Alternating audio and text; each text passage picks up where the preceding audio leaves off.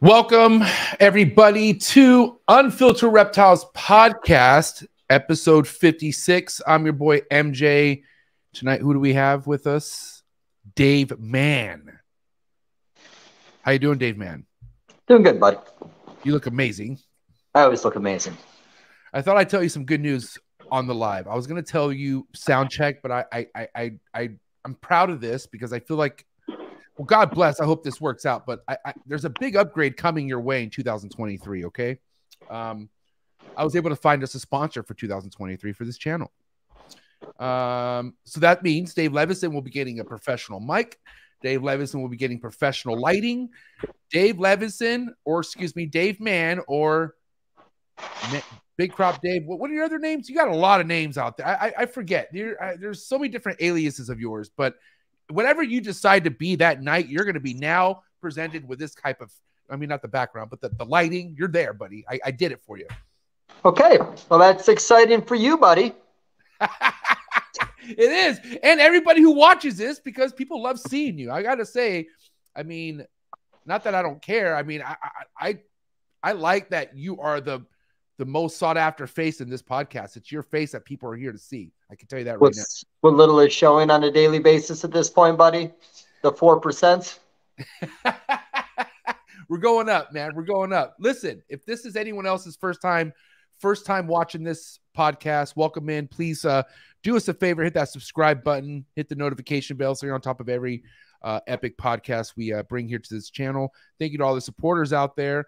You know, if you happen to be in the live chats, I see early birds in the comments. Shout out to you guys. But man, if you guys have an important topic or an important question, or just would like to support this channel and support USARK, you can go ahead and send a super chat in the live chats, because this channel dedicates every single dollar, every single cent of super chats over to USARK.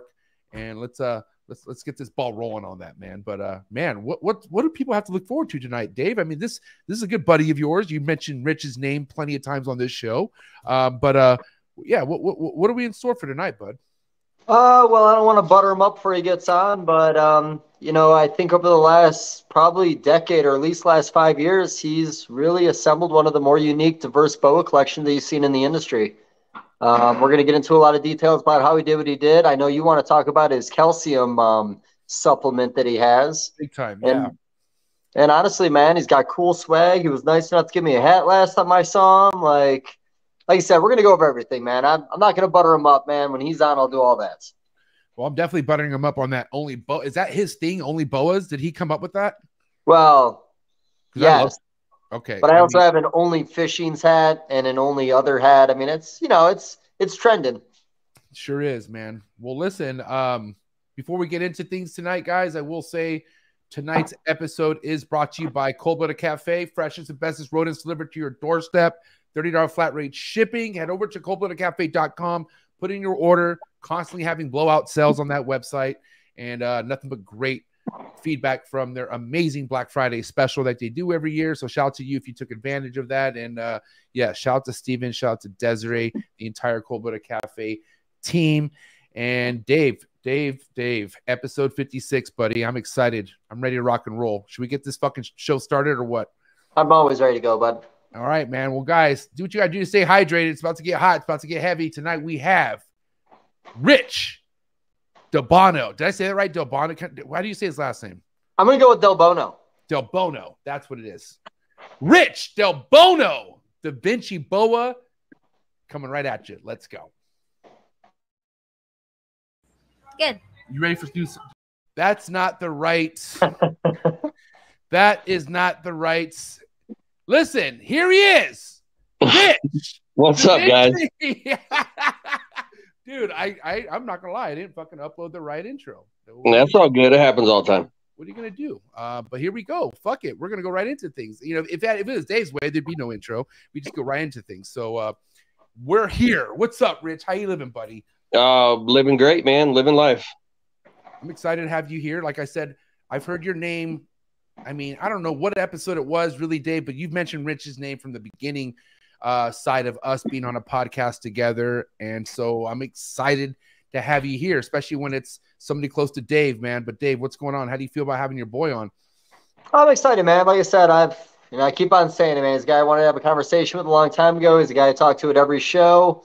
I feel like it's always a fresh new topic when it's me and him. So I think we're going to have a good time today. I agree. Always. Beautiful, man. So listen, for anyone who, I mean, I don't want to get right into the calcium, you know, I always called it lean, you know, I always thought it was syrup. There's not too much I know of it, you know, other than Billy from Mutation Creation uses it. And I've seen other people stand by it.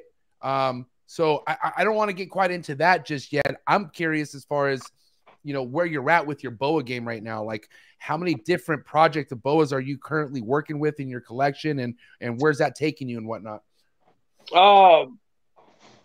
As Dave knows, I'm a Central American guy based, and I kind of incorporate that into everything else that I work with, but really, really heavy into the Incas right now. Digging those a lot. I got some cool brand new stuff coming out 23 with those. All the IMG combos, IMG Bloods, IMG Blood Fire Opals and Incas, and I'm ahead of the game when it comes to that kind of stuff. Beautiful. And from just so we could get this on record, when did you come into the boa constrictor game? How long has it been? Oh my God, I'm ancient, man. I love it. Early 90s, I'd say early mid 90s. And then I would say right around 98, 99. I just started becoming a sponge, listening to everybody. And I realized that that's really what I wanted to do, is breed these animals, not for the money. I never got in it for the money. I got in it because I really enjoyed doing what I was doing, and it was different than anything else out there. I mean, yeah, especially back then, there was really no sign of money. I mean, I don't know if there was, right? But I mean, it wasn't like how it is today, where you see motherfuckers just dropping stupid money on animals and whatnot, you know? No, bro, it wasn't like, I mean, there, you know, you had Pete Call, Ralph Davis, you know, all the OG gangsters back in the day that were just slinging cash. But I was learning at that stage, and I was watching and understanding things, and I breed outside the box. Unlike a lot of people, they want to just follow a trend. I don't. And hence the reason I have this haters make me famous swag. It's just like, people want to hate on you for doing something they thought about doing, but they never did it. Yeah, man. And you know, it's crazy how much the term hater has developed into something so motivating for people like all of us. I don't know who hates on Dave. Really, he's just fucking iconic in everything he does. I hate him. I hate on the love. Dave is one of the coolest people. I've known Dave for years. Like when he was building, you know, display cases back when he was 15. You know, we've always had a really good chemistry, and we don't hang out enough because I live down in Florida and he's up there. But when we're together, the chemistry is there. You know what I'm saying? And we bounce stuff off of each other, man.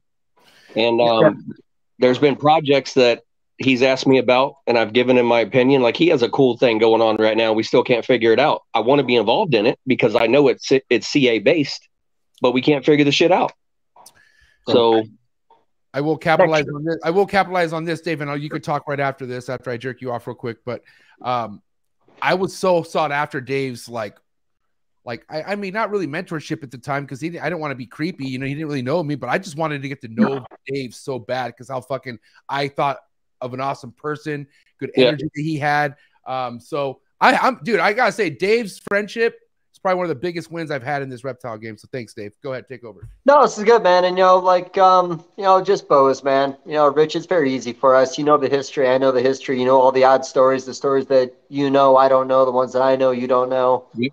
And like I said, that's where there's a connection. It's very rare you go to a show and you can literally sit down with somebody for hours and just talk boas. Yeah, it is rare. And that's, you and I are about the only two people that can do that and know the stories we're talking about. Yep. That's honestly the truth. And, you know, it's a really silly comparison, because I know when people from other industries hate when we compare people to in the ball python industry, but you know, a lot of people in boas have really been set on their ways. You know, either based on a new mutation they got in, maybe based on just, you know, the fact that they like making T positives. You know, the cool thing about your collection, which is the truth, you did think outside the box. You know, almost every pairing you did for a few years there, you were the only one doing them. You weren't even talking about it. Right. Now, where a lot of your stuff is Central American based, you're still working a little bit of that Colombian blood in there, and then over and over Central American. But it's not like we haven't been doing that for years with hypo and other things in this industry. So, Right. like you said, when it comes to haters and things like that, here's the thing. Jealousy. And I'm the same way, man. I wish I was the first one to think of a lot of shit, but a lot of times it's jealousy. But we always need somebody like you or like Justin's or guys in their community doing shit like that, because it challenges people around to be better at what they're doing. And I say that all the time. I agree with you 100%. It's a motivator. We got the younger generation come up, and I say that because I'm 43. I think you're my same age. And these younger generations coming up, if you're not molding them and helping them out, how are they going to learn? Negativity doesn't solve anything. No, the negative communities lose people real fast, and they usually die off after a couple of years until they recreate themselves. Yep. Now, I have a topic real quick. Just because of how much of the transformations you've seen throughout the years, or I guess decades in the reptile game. One thing you had to be real careful for back in the day, and even to today, is like people fucking you over, right? Or people selling you something that's either sick or just not what it's being advertised at, right? For that kind of thing, I don't know, like what is it about you from what you've seen that makes people so bold to not care to fix mistakes, like simple, because nowadays you get exposed. Like there's plenty of people that just expose this type of shit and it's still not getting fixed. Why is it, do you feel like some people just don't want to make that small adjustment in their shit and just, make it right, They don't care. I mean, it's a position we're in right now. This is a business for me. This is a career I started, and a lot of these people, they just want to get in this fast and furious, make a bunch of money, try to make a name for themselves. And it doesn't work that way, man. If you don't put your time, your hard work, dedication, money, I mean, I can't tell you the blood, sweat, and tears that I put in the last 20 plus years. And I've lost more than I made. And that's when you got to realize, when people ask how you become successful, how do you do it? How did you do this? I'm like, because I lost more than I made. And when you realize that and you get that in your head, then you can sit back and be like, all right, well, now everything is worth it.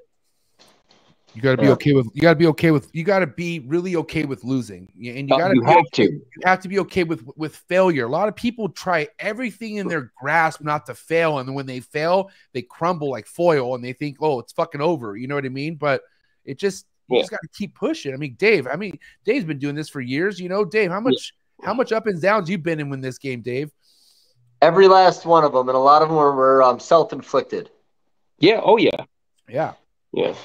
You would think a lot of them are self-inflicted too. Like, a lot of people don't understand that a lot of mistakes come from us overthinking, from us not mentally being there when we need to be, and just shit like that. Like, that's how we really learn.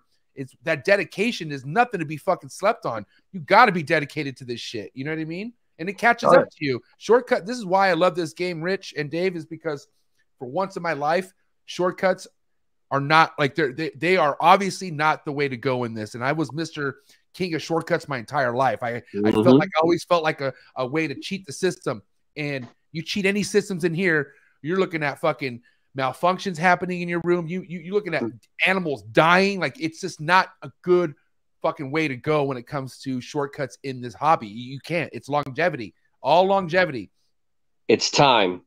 You put your time in, it will reward you. Listen, I don't know if you guys remember. I know you do, Dave. Remember Chris McQuaid? Yep. Gulf Coast Reptiles back 20 years ago? Hey, Rich, I'm a noob, okay? I got to say, I'm on my 5th year in this, so everything. Right. That's why I love Dave, too, because he's a history book, and so, I want to hear it, please. All right, so basically this is a reminiscence for Dave, because he knows Chris. He told me, this was years ago, he said there's 2 rules in this business, and you have to live by them no matter what. Rule number 1 is live animals die. Rule number 2 is you can't change rule number 1. So you really have to understand that when you start breeding animals. You know what I'm saying? No matter if they die from disease or natural causes or your cause, shit's going to happen. And when you're dealing with numbers like Dave and I have, I mean, I have over 800. So that's a lot of work. And that's also a lot of animals. Shit happens. Not all litters are perfect. You know what I'm saying? Yeah. And that's when people get in and they're like, oh, you know, I had a slug out litter. I'm done. I'm throwing in the towel. Well, those are the weak people, in my opinion. You know, if you're not in this for the long run, then what are you doing? Yeah. Go ahead, Dave. I'll be straight really quick just to say it. I think the biggest Achilles heel sometimes of the boa community is not so much the size of the animals. I feel like a lot of people going into boas are preparing themselves for defeat because they hear about everything that can go wrong. Yep. And it kind of, I think, in my opinion, stops people from wanting to come into this community and work with this species of animal. Listen, boas are the hardest boy day of all the species, in my opinion, to breed. They're just not as easy as ball pythons. That's nothing against the game. I'm just telling you, anybody can breed ball pythons. Boas take a select few that can successfully and consistently breed boas. Yeah. It's adapting to changes too, because, I always tell people that, they read the old literature and they put them together October, November, December.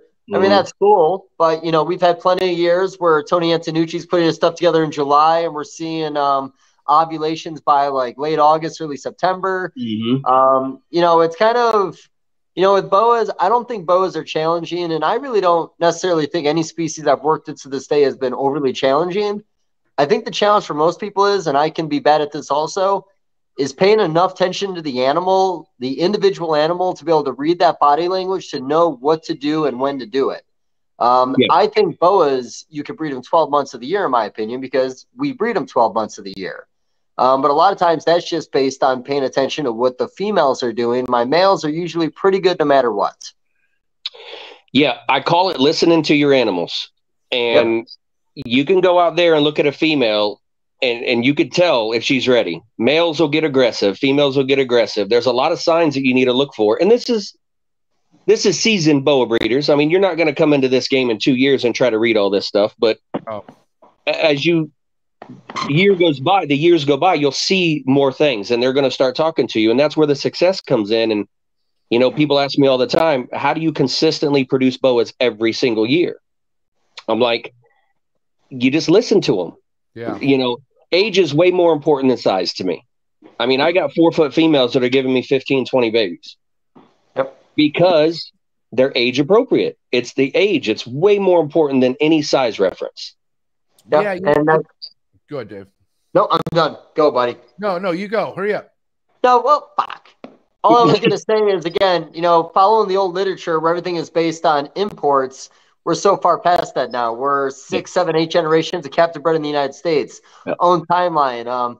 You're talking about the size. That all goes back to Vin Russo talking about bringing in Guyanas and Surinames back in like the late 90s, early 2000s that were already gravid when they came in, and they were like as thick as a pop can, where people are thinking these animals need to be 15, 20 pounds to breed them. We learn as we go. We assume certain things in the beginning because, the reptile hobby's not that old. It's really generally not a very old hobby. No. MJ.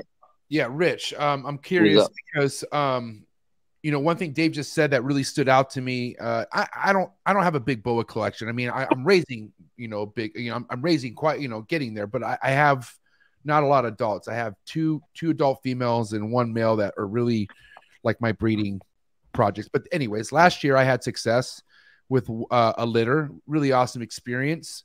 I paired her in October just because I thought I read Vin Russo's book and I was just like, hey, I'm gonna pair in October, and sure enough, she laid in April. It was awesome. And so, but the other girl I have is about 2 years older than her. I've tried 2 years before this girl. She never done anything for me, so I went ahead. And like I said, last year I got success with the other girl. Now I'm trying again with the girl who missed the first 2 years, but I'm waiting till October. I noticed, and correct me if I'm wrong, but do boas do that thing that ball pythons do late inverted when they're building? Like, do they kind of do that belly thing? Yeah. So she was doing that in July and August. And I was just like, wow, that's weird. And I was like, something told me to pair, but I was like, no, just wait till October. But I mean, that's kind of what we're talking about when you say read your animals, right? This is the exact same thing we're talking about, right? Yes. Yep. That's follicle development becoming so large in the animal that the pressure against her organs makes her so uncomfortable that she'll shift her body weight to be more comfortable. Ball Exactly pythons, what all it is. species do it. Yep. So if that's the case, right, pairing her now, I kind of missed my window, you would say, right? Or no? I would say yes. If it's been a couple months, then she's probably already absorbed. You really can't hurt her. The problem with that is if she did take, was there a male was there a male with her? Never paired. Yeah. Nope. See, that's going to be a slug litter if she did take, but she could have reabsorbed. Cross your fingers on that. That's another thing with boas, man. Sometimes they'll reabsorb, sometimes they'll hold sperm, and that's why they're the hardest species, in my opinion, to breed, because they're not consistent like anything else.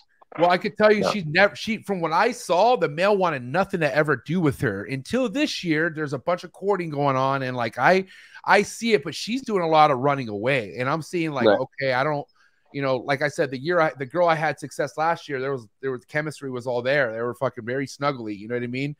This case, every time I come into the room, she's all over the cage, and I'm just like, what's going on in there? So I think I'm just gonna pull him and just hold off. I think, and if nothing's going on, pull them. Okay. Did you want anything else to capitalize as far as that goes, Dave? Because I wanted to get into feeding, but I want to know if you want to talk about anything. I'm gonna comment to what you just said too. Again, going back to paying attention to the animals. You made a comment that you were 2-3 years without having success with this animal. You weren't working her in her window. Her window might be a July or August animal where you're waiting till October, November. So my comment of boa breeding is really 12 years or 12 months of the year. Same thing in ball pythons. Yep. Pay attention to your animal. If a certain animal is doing a certain thing that's showing signs of follicle development like yours was doing, your season's July on that girl. That's 100% correct. And remember, boas will breed year round, and all females are different. So she might have grew follicles way early in the season, or technically late in the season, and then you just missed it because you were waiting for that magic window. Right. So watch your females. They're going to talk to you like she just did. Yep. Now, I mean, let's kind of I heard different things about a slug to live litter ratio. You know what I mean? And how slugs are normally like, you're going to get slugs in a boa litter, but then I've talked to other people like Vin and say, no, I've gotten perfect 100% litter rate, ratio all the time. Not all the time, but I do get them 100%. Where do you stand with that? Like if you have somebody who's consistently getting slugs in a litter, what do you think the problem, or what do you think they can look when it comes to assessing something like that? Go ahead, Dave. Oh, me? Okay. Well, I got two things on that. That could be reasons.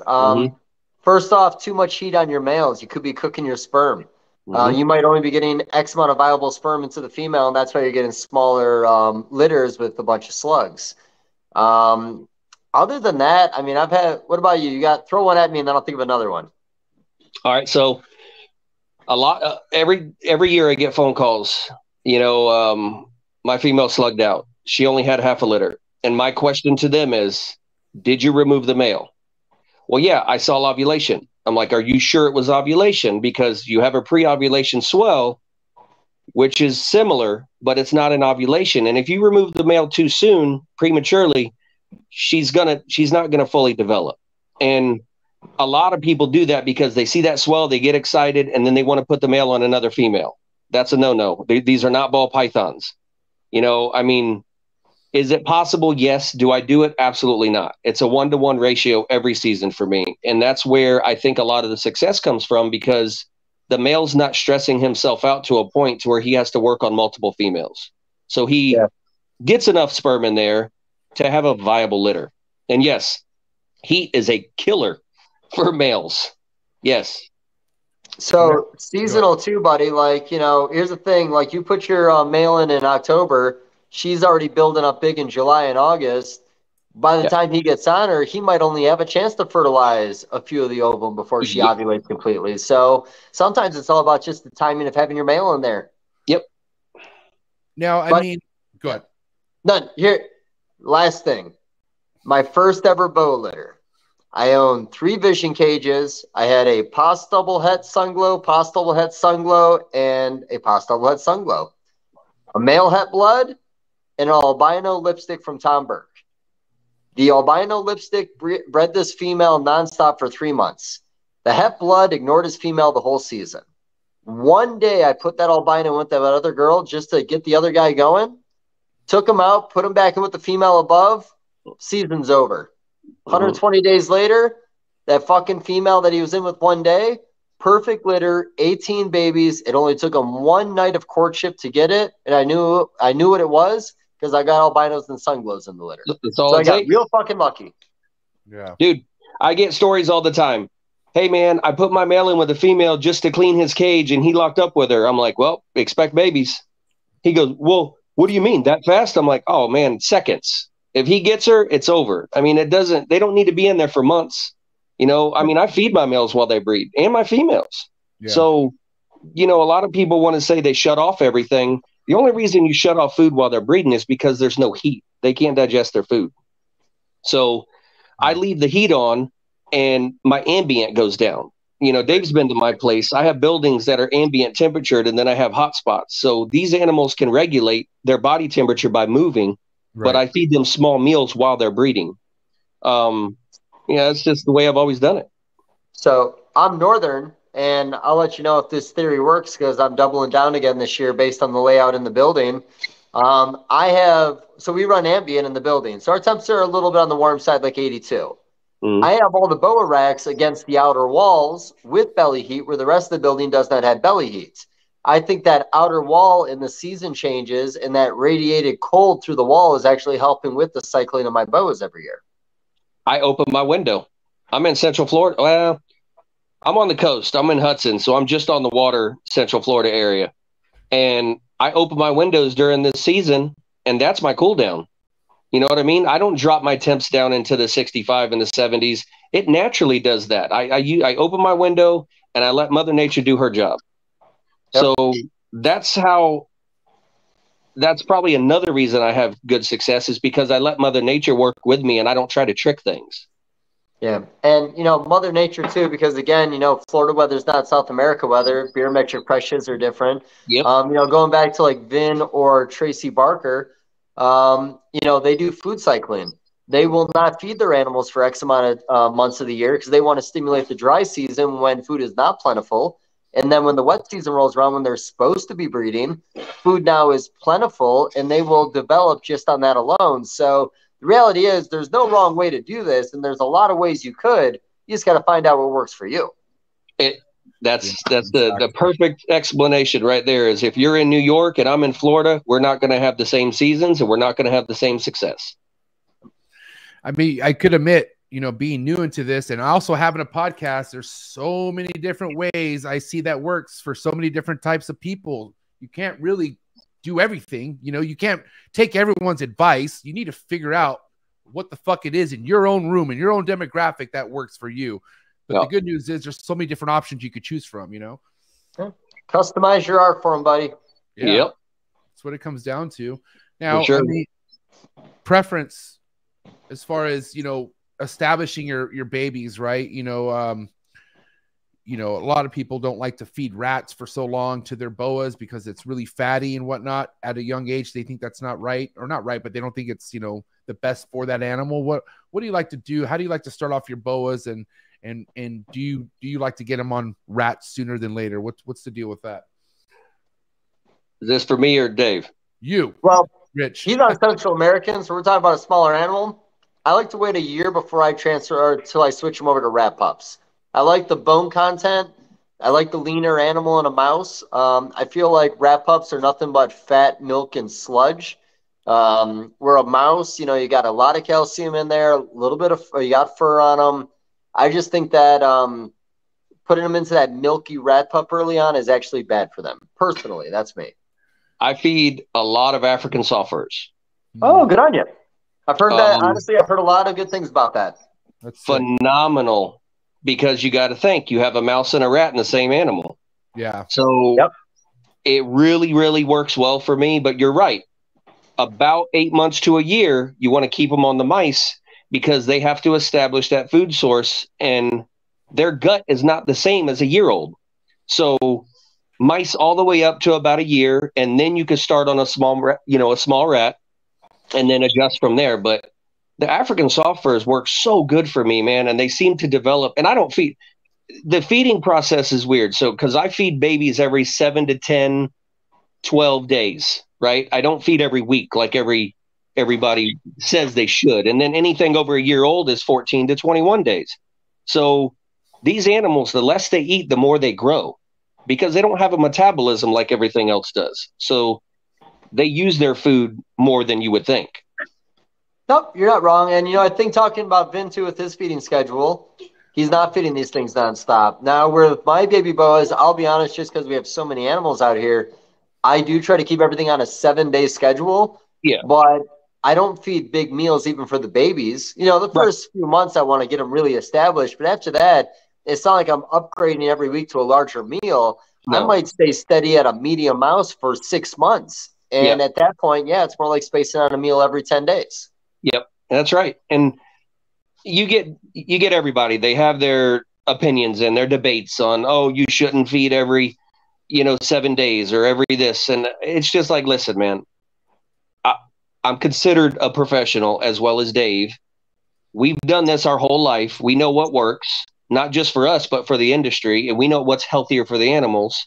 You want to listen to us, fine. If you don't, it's your fucking fault. You know what I'm saying? Yeah. So that's why. Also, put in consideration this, and here's a history lesson. If you talk to Pete Call back in the day, Pete Call said females 2.5 years old between 10 to 15 pounds. The video with Tracy Barker and Rich Eiley, you might remember that. He was able to get some of the early salmon boa females up to size in 18 months and got a successful litter. Yep. And then we have the modern day guys, even Jeff, Vin. We're now 5 to 7 years, a fraction of the size. We're talking animals that are 5 to 6 pounds for Colombians, even Argentines, even Surreys, and they're breeding great. They're bouncing back immediately. You're getting less females rolling during your breeding season.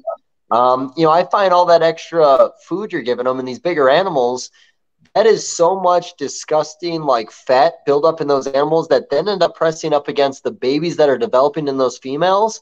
And you're wondering why you're getting kink, and you're wondering why you're getting stillborns. A lot of this has to do with the size of your animals. It's a waste.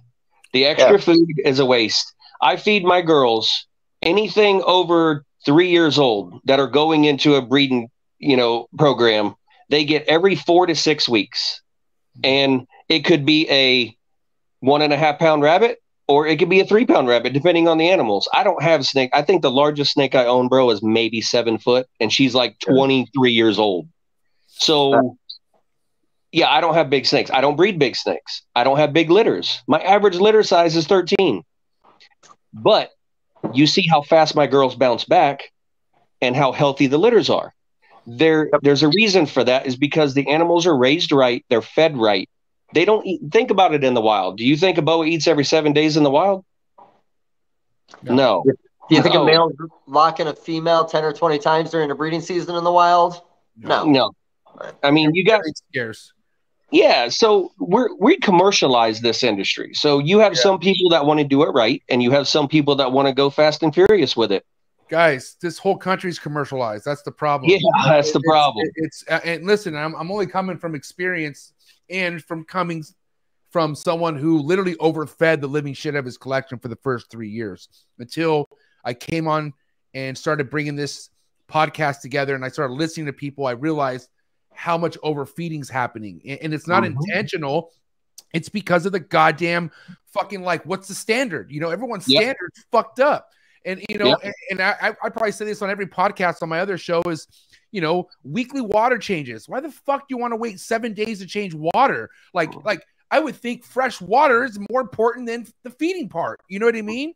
But you have these fucking people who just have such big collections who think like, well, listen, I can maximize to where I only need to do these chores once a week.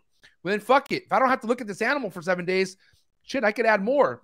But then it gets to a point where, okay, now this average of you doing once a week, what if you can't get it to that week?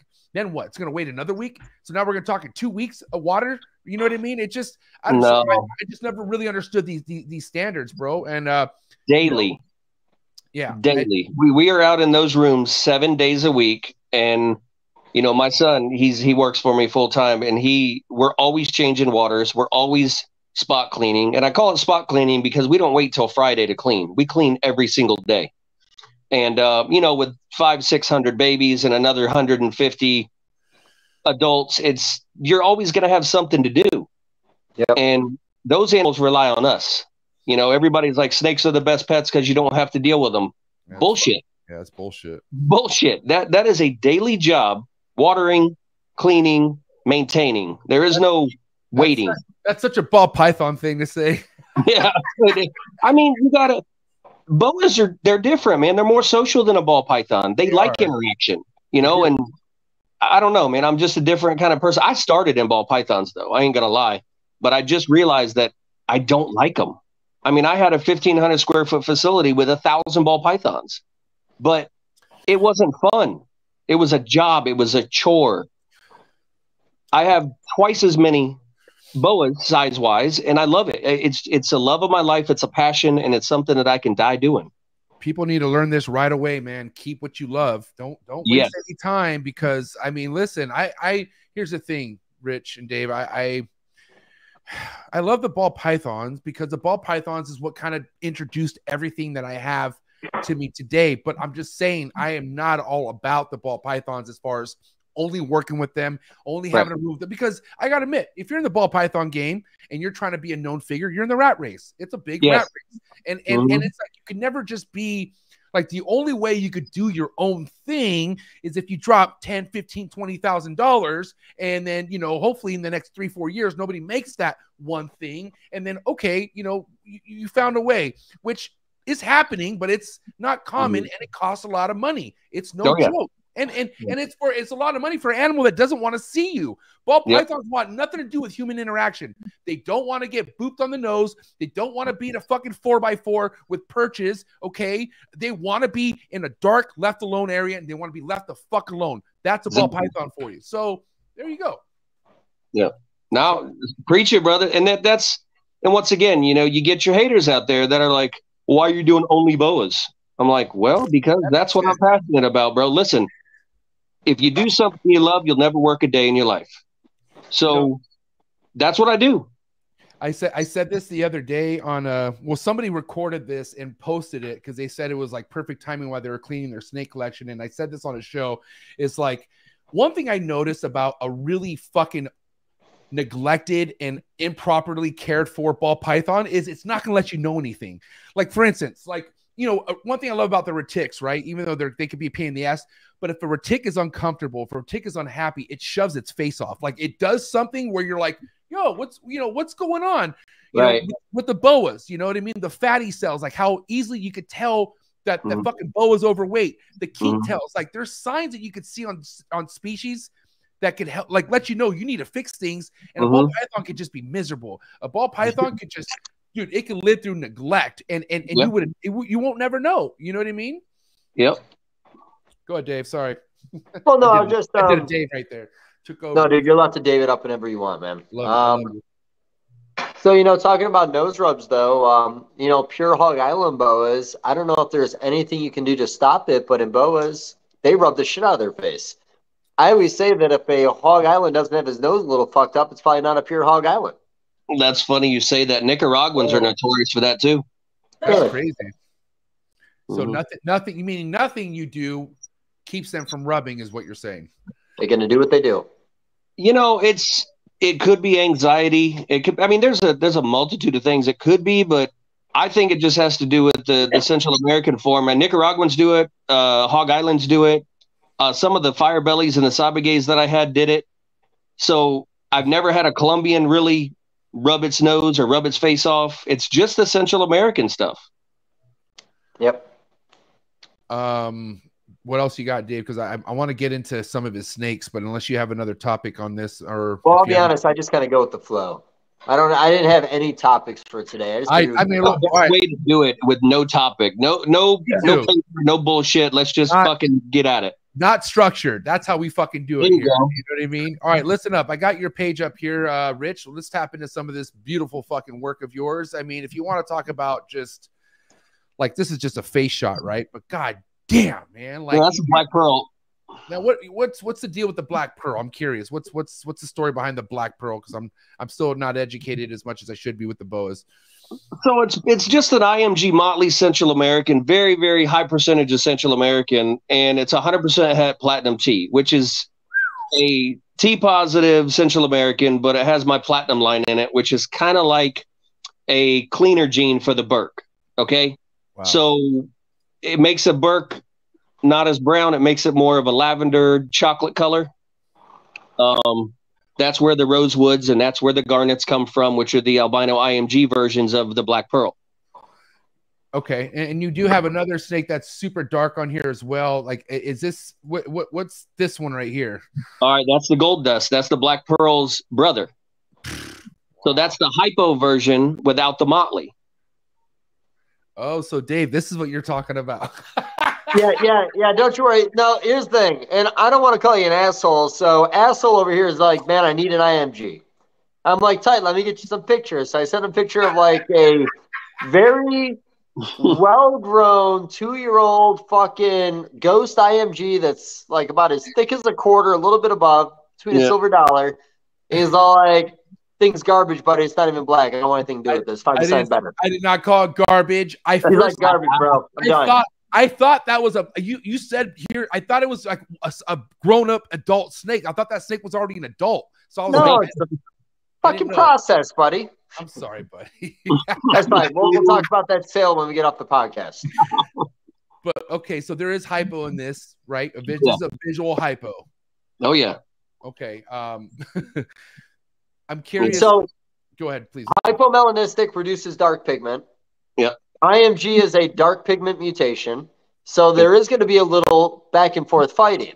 Now, with my animal is also aneurystic, which is going to help your IMGs, but mom to that baby is a solid black animal. Big female from peak call. Now, will this girl go solid black? She should, but the hypo in there might not make her go completely black, but maybe 95% of the way, maybe 90. Look at the orange though. Like if I mean, listen, I like an all dark snake, but if you're talking about characteristics in an all dark snake, like I mean, so you're saying a lot of that bronzy gold type shit's gonna probably more likely stay towards the end of the tail. Oh no, it does. So I've got adults breeding right now that are over 4 years old, and they blow this snake away. And I've got some 22s that look fake. I mean, I can't go out to the snake room right now, but I can send pictures later. But they also have my new albino line in them, the platinum and the Da Vinci T into the gold dust. So they look like this like a black cherry. Are any of these is what we're talking about? Do you have anything recent on this page that we're looking at that you can see? So by the way, Mike, I'm sending you some very unique animals that he works with so we can talk about them too. Oh, that thing right there is a Pink Panther VPI Sunglow Jungle Blood IMG. Okay. So I'm trying to think how to break this down for MJ. Find another. That's a Desert Ghost, T positive, ultra melanistic. Well, maybe not ultra melan. Well, we can throw ultra melanistic in there. With 2 codoms. You know, we can throw a leopard in there if you want. That's an easy ball python gene. Maybe some red stripe for some color. I don't really know, but wow. Yeah, that is a feat in this industry. I don't even know what the odds on that. It's like next one to out of what's that? 1 out of like 28 or 1 out of 48. Might be worse than that. I think you're thinking 1 out of 64. Or it's 1 out of 128. Yeah, it's almost impossible to hit that. How many of those? And you only got 1 out of the litter, I'm assuming, right? 2. I also had another one with motley in it. Is that on your page?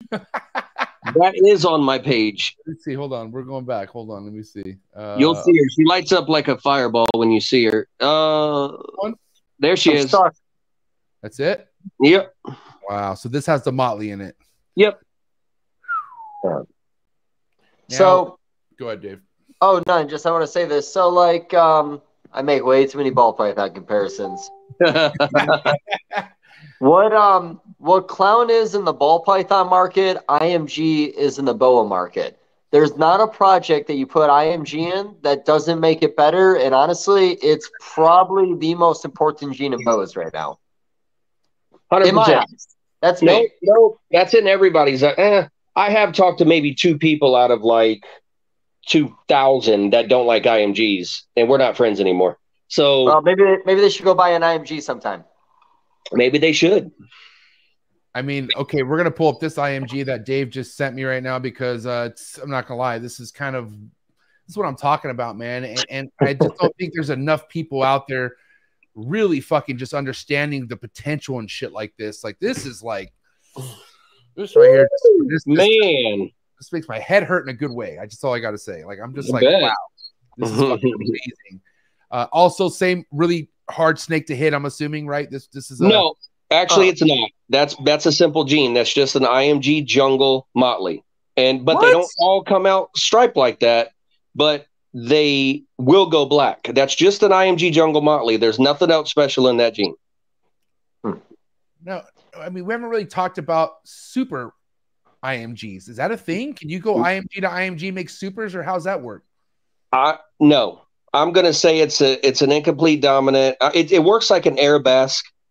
I haven't seen or have done enough to prove that there is a super form. Therefore, I haven't bred a IMG to IMG and then took that male and bred it back to another IMG or another normal to get all IMGs. Which I don't know. Tell me what you think. So my opinion is this, because the same thing happens in ball pythons. The pinstripe ball python does not have a visual super form, but when you have the gene on both mom's side and dad's side, there is a chance that one baby can inherit both. But in IMGs, it's not going to change the overall look of the animal, but you still will produce an animal that will be dominant and will only produce IMG babies, seeing it's carrying the gene on both sides. It's a dominant form or a super form without it actually being visually different. Okay. It's just the way it works genetically. Just if it's on both sides, it's going to happen. Tom Burke did, you might remember his litter. I think it was a VPIT positive IMG to a VPIT positive IMG back in the day. And even he mentioned that some of those could be supers, but you couldn't identify them. Well, he called me when that litter was born, and there was 3 or 4 animals in that litter that were different looking. And at that point, I was like, look, I'm not 100% on this. I say no. But when you're breeding 2 dominants together like that, you're going to get good looking babies. I mean, before the super motley situation, became lethal, when you breed motley to motley, your outcome, your byproduct of motleys are beautiful. They look way better than if you were to breed a motley to a normal. But you have the lethal part of that gene. You have the super form that's not viable. And the IMG, I think, is the same thing, but with a viable version. A non-lethal version, should I say. Yeah, I know what you're saying. Yeah, and here's the thing. We've got used to that in the boa community where everything is lethal when you go to the dominant form or the super form. Yeah. There's very few projects like shit, man. Back in the day, I remember all the super Roswells were dying. Now all of a sudden, all the super Roswells are living. So I hear. Yeah. And the super Key West are living too, a very similar trait. So I think some of this stuff, we're kind of still learning as we go with genes we've been working with for a very long time. And I think a lot of the problems back in the day were people were rushing stuff. They weren't giving it the fucking time to mature. They were just rushing it because they had so many thousands of dollars invested into the project, so they had to make it back. Now people are realizing you're going to make more money if you raise a baby up and breed it than you buy an adult and try to breed it. Because why is that adult being sold? What's wrong with that adult? You know what I'm saying? Whereas a baby is raised the right way. There's always an agenda, man. That's what I'm saying. You don't. I mean, I listen. Like if it was Dave or a good friend or somebody who's like, hey, dude, like, it's a different scenario, right? You can't say taking in any adult is a fuck situation. It's just very uncommon that this adult snake is 110% healthy and just shitting out babies every year. Like, no, you got to take in consideration that you might even if you get something out of it, might be 1 or 2 and might be done after that. You know what I mean? Yeah. So you're right. What's the point of doing that when if you just wait a few years, then you have the whole life of the animal. Like, you know what I mean? You know the animal, you know when to breed it, when not to breed it, you know the signs.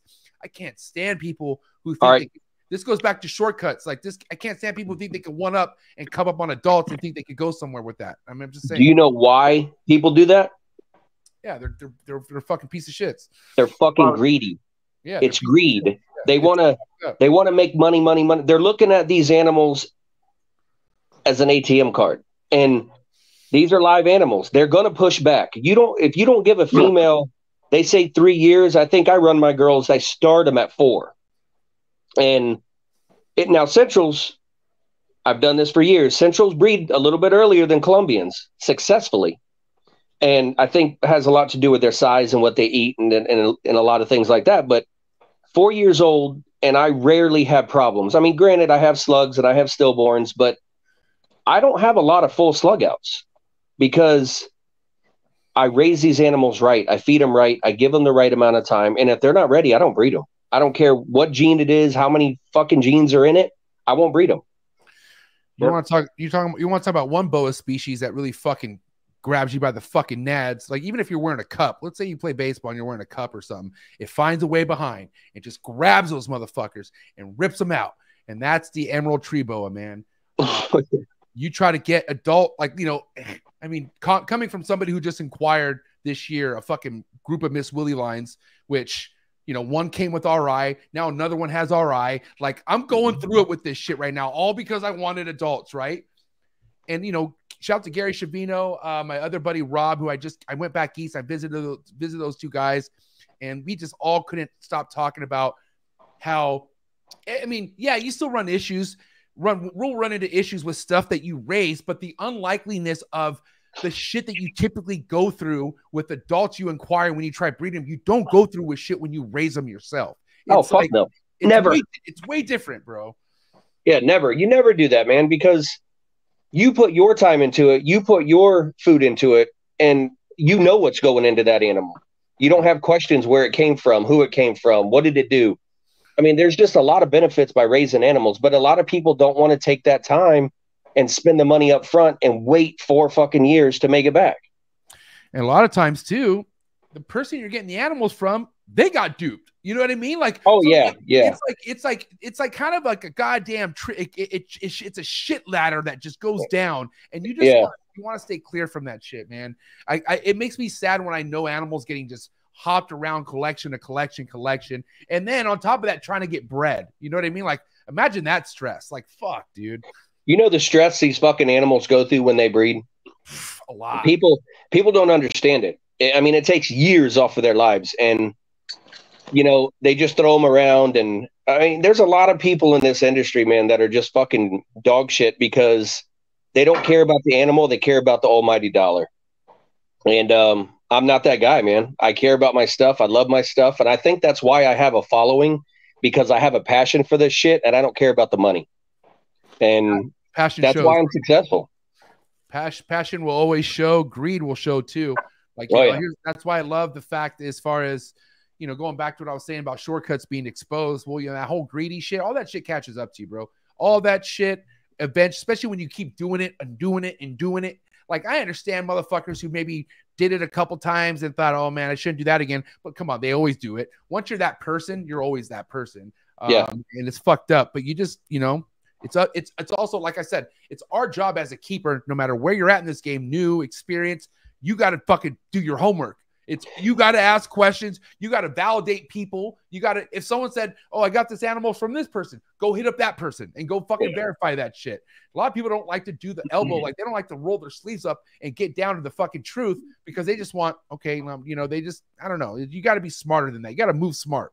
Yeah, no, education is key too. You know, we, as Dave and I, we've been doing this a long time. So we've become educators unknowingly.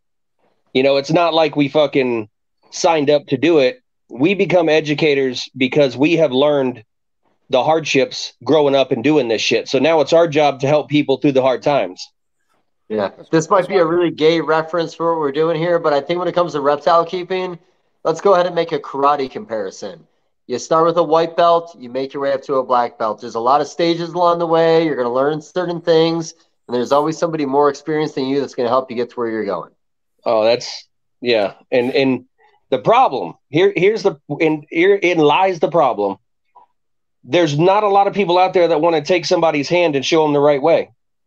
You know what I mean? They want to just fucking talk shit about them, down them online, make them look bad, or keep them in the dark. But yet that person, go ahead.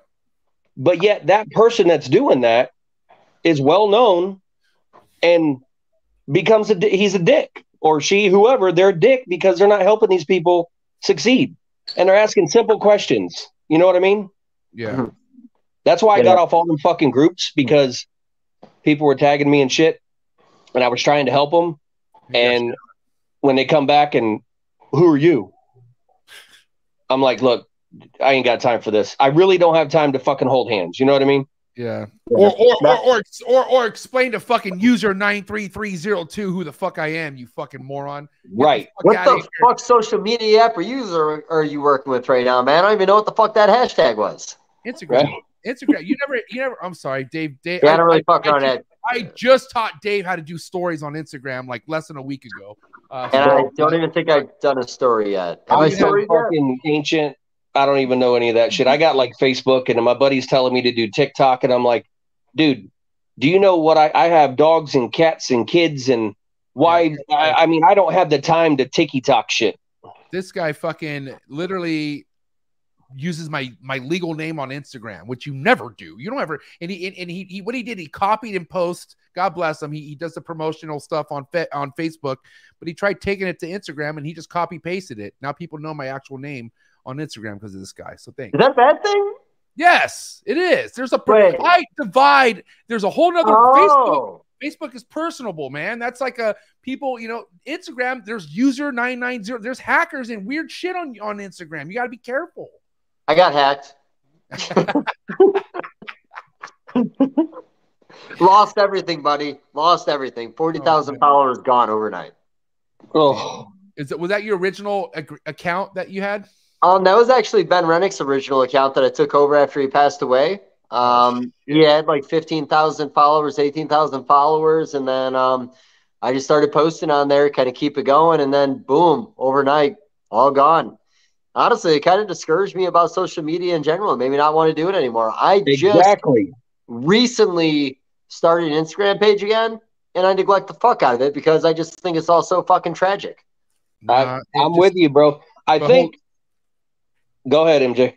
No, I was going to say, this goes back to us. Come on, guys. And this is me only speaking, trying to back up the content creators, because I know we could use both you guys in the content creator world because you guys actually work with animals. There's assholes out there that don't even really work with these animals. They go to people's collections, they do content, and they're killing it. But what I'm saying is, just because we fell at something at once, we shouldn't give up on it, right, guys? We just talked about that. Dave, just because you lost a 60,000 follower Instagram account doesn't mean you can't get back on that horse, buddy. That's all I got to say. He's got a point. Dave, come on, man. Dave is such funny. Dave deserves to be on TikTok, but like the Dave way. Like think about if Dave had a camera crew. Like if this motherfucker was not so, you know. All right, hold on. I apologize. We're gonna make a fucking t-shirt, and it's gonna say the Dave way. The Dave way. That's the new fucking t-shirt right there. There's actually a bunch of underground Dave t-shirts right now, but we haven't printed a single one of them yet. Chris has been on it, man. Chris has a bunch of good designs. I don't do shit with him. He's also scared of printing shirts again too. You know, he's been through a lot with printing shirts. So God bless him. I don't want to talk about the only boa shit that I just did is taking off like crazy, man. The only boa is kind of neat. I kind of go with the times when it comes to merch, right? And a lot of people like that shit. I mean, it's you know, look at Bob's Balls original logo, man. There was just it was a thing that stood out to people because we all jerk off, and then you went ahead and jumped on that train also. I think the best thing with merch, and I just found this out, and as much as it pains me to say this because I'm still selling my shirts, but honestly, you got to just give them away, man. Like if you have to invest and literally go to a show and give people, because people want free shit, right? But then again, people love wearing reptile shirts. Like they really do wear it. You know what I mean? Like I know I have majority of reptile shirts, and I do actual like regular clothes shit before I came into this for sure. But like, you know, you can't really I don't know. Like I've made money in the merch game, but you know, I just know how much other people would rather have it for free just because people love free shit and then they would wear it. You know what I mean? So there's not a lot of money in the merch in our kind of an industry. You have to buy thousands of shirts and thousands of hats to make money on that way. But my game is I spend the money on the quality. And that's where I go wrong, because there's not a lot of profit when you buy quality. No, you're just it's just basically a fucking goddamn you're just making a statement, you know, which is good. Yeah. You know what I mean? That's I mean, think about how many people who go all out when it comes to displays at shows and whatnot. Like, you know, Dave, I've always admired the lighting and, you know, and the way Dave's shows are always displayed, you know, makes me want to, you know, go see him all the damn time other than the beard. $29 lights, displays I built myself, I think it's like 2.5 foot banner I stand up and one of the feet fell off. Shut the fuck up, man. This guy, Rich, has a setup, man. It's a piece of fucking artwork, man. I like Rich's setup. You know what? When we talk, butter him up a little bit. I'm going to find a picture of his setup at the last show. I have it. Talk about that. I'm pulling it up. I got it right here. You on it? You on it? Right It's a great fucking setup, man. It looks fucking good. It's attractive. Who's that lady? Is that your wife? No, it's an image we came up with about 15 years ago. My one of my buddies, my digital artist, and we changed it. So I used to do a bunch of snake shirts, like with the snake heads and the teeth, and it's just not attractive, right? So I wanted to come up with something that everybody could wear, but I could still subliminally focus on my business. And we came up with her, and it's the biggest selling shirt merch. It's on everything, cups and hats and shirts and everything. And it was the biggest thing I've ever done, man. Wow, that's awesome. How big's that backdrop? I just got to ask you. That is a 7x10. Nice. The 10 feet's where it's at, man. If you're gonna do it. You know what I mean? What the fuck? Yeah, it just looks so much better that way. Bob Vu says that 25x25 is the way to go, but you keep doing what you're doing, buddy. That shit is massive, bro. I saw that the other day and I was like, what the fuck? He must be adjusting for something. He has to. It's a strong flex, buddy. Strong flex. You better be coming with at least 16 tables like that guy's coming too. You know what I mean? Like, God, and, you know, mind you, Bob, you know, Bob rolls in style. Like, he has usually a crew of people that he fucking works with side by side, who really brings a lot of other awesome type shit to his to the scene. Yeah. I mean, since we're on the topic of shows, where are you at? Do you have a certain show you bend every year, or what's the story with shows? I do Daytona. I like not the northern, but I like the Carolinas. I like the smaller shows, man, because you don't have to bring as much. You don't have to stress the animals out as much. And you have people that actually spend money. Daytona, we do really well at, because it's kind of a backyard to us. We're in Florida, so it's not that big of a deal for us. And we always have a good spot there, and we always do really well there. We meet a lot of cool people in Daytona. It's an international show, so there's a lot of people that come to Daytona. Yeah, there's a lot of diamond in the rough shows across the United States that people give no mind to. Yes. Buyers come out to every show, and you have buyers, and you have shows where there is buyer. Fuck. You have cities where buyers come from. I know, right, man? And it's nice when they have a show in their backyard, and it's not always going to be an RBC. It's not always going to be a Daytona. That was me resetting, by the way, man. That's the way I do it. I get a little tongue thing going in my mouth. But no, you know what? I love the little shows, man. And it's not just because we stand out.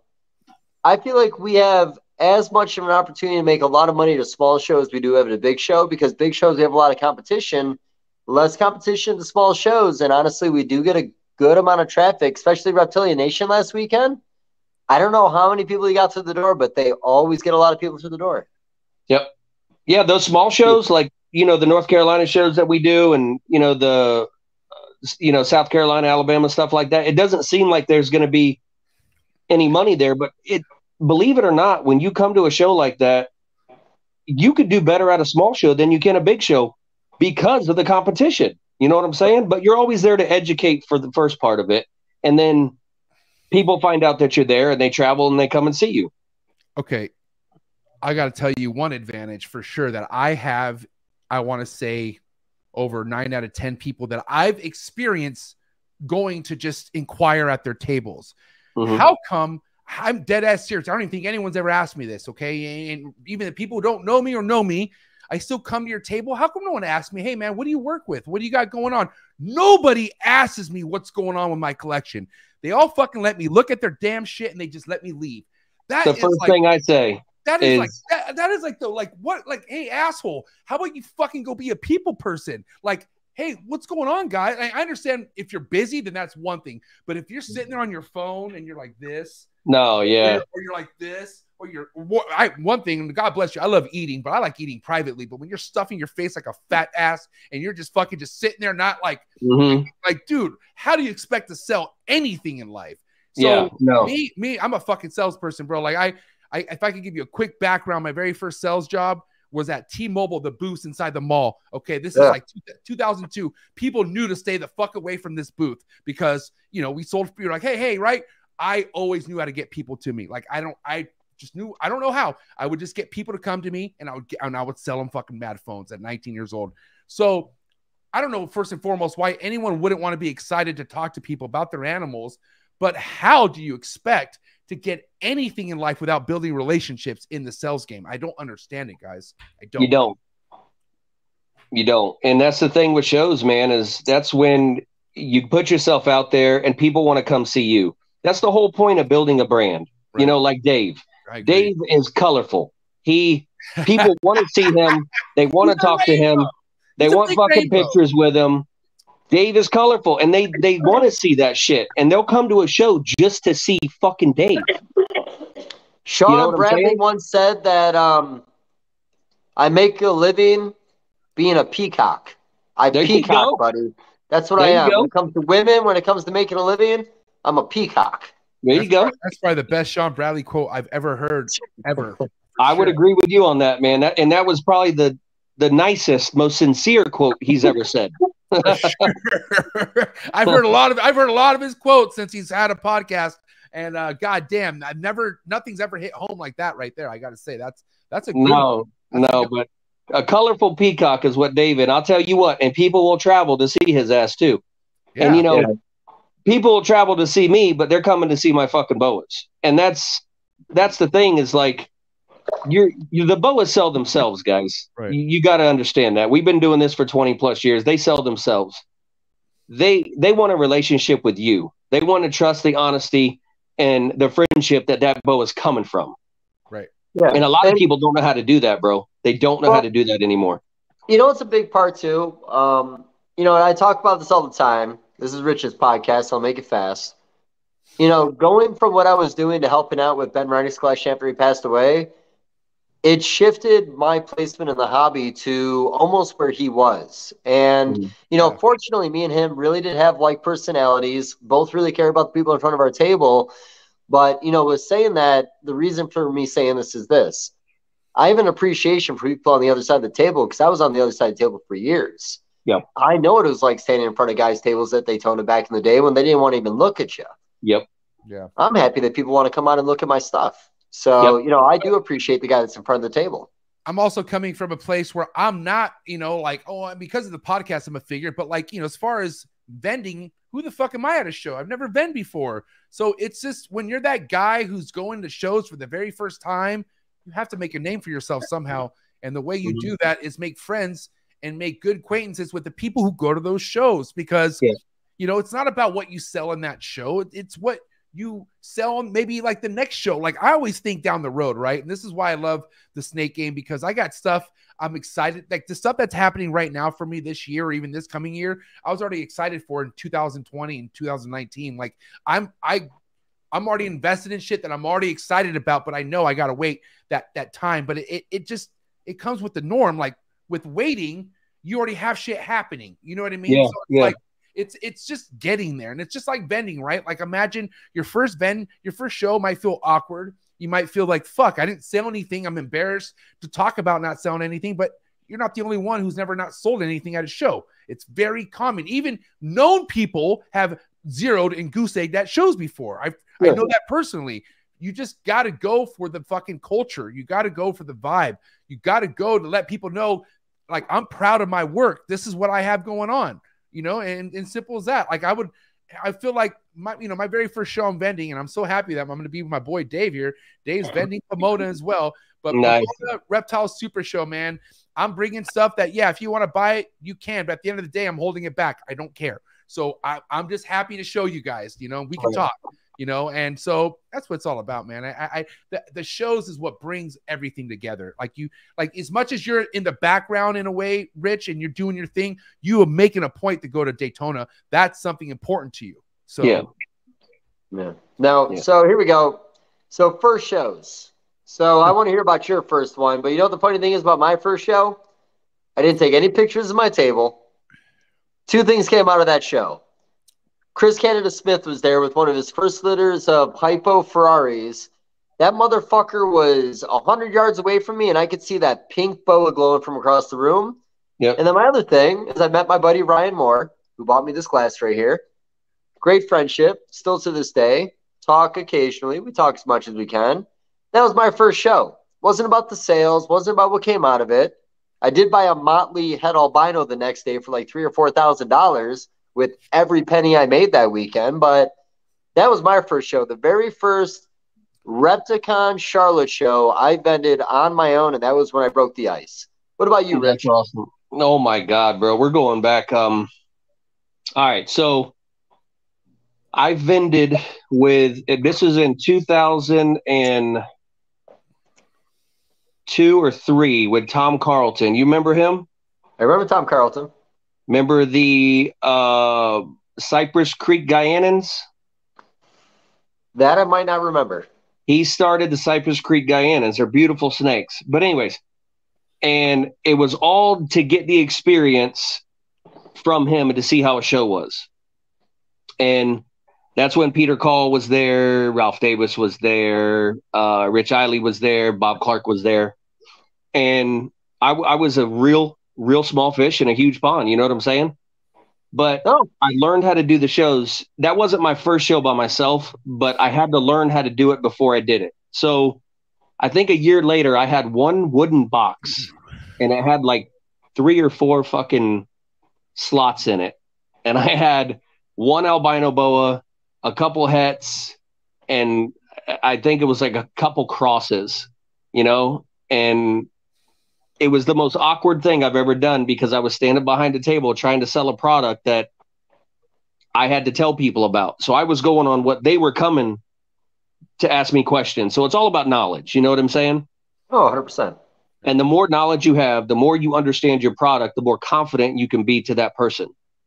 And it took, dude, I've been doing shows for almost 20 years. And it's the coolest thing ever because every show is different for me. No matter if I've done it 100 times or I've done it once, it's a really cool experience because everybody that comes to the show is different. Yep. You know, again, coming to your own, man, I had 3 people I worked with. This big fucking fat Jewish guy named Skinny. It was like buying storage units and putting them on your table kind of vending. Then after that, I had a gentleman, his name's slipping right now, another guy in North Carolina. And then the last person I worked with before I started doing it on my own was Limey. I think it was about a year, maybe 2 years with Limey on the scene. Love Limey.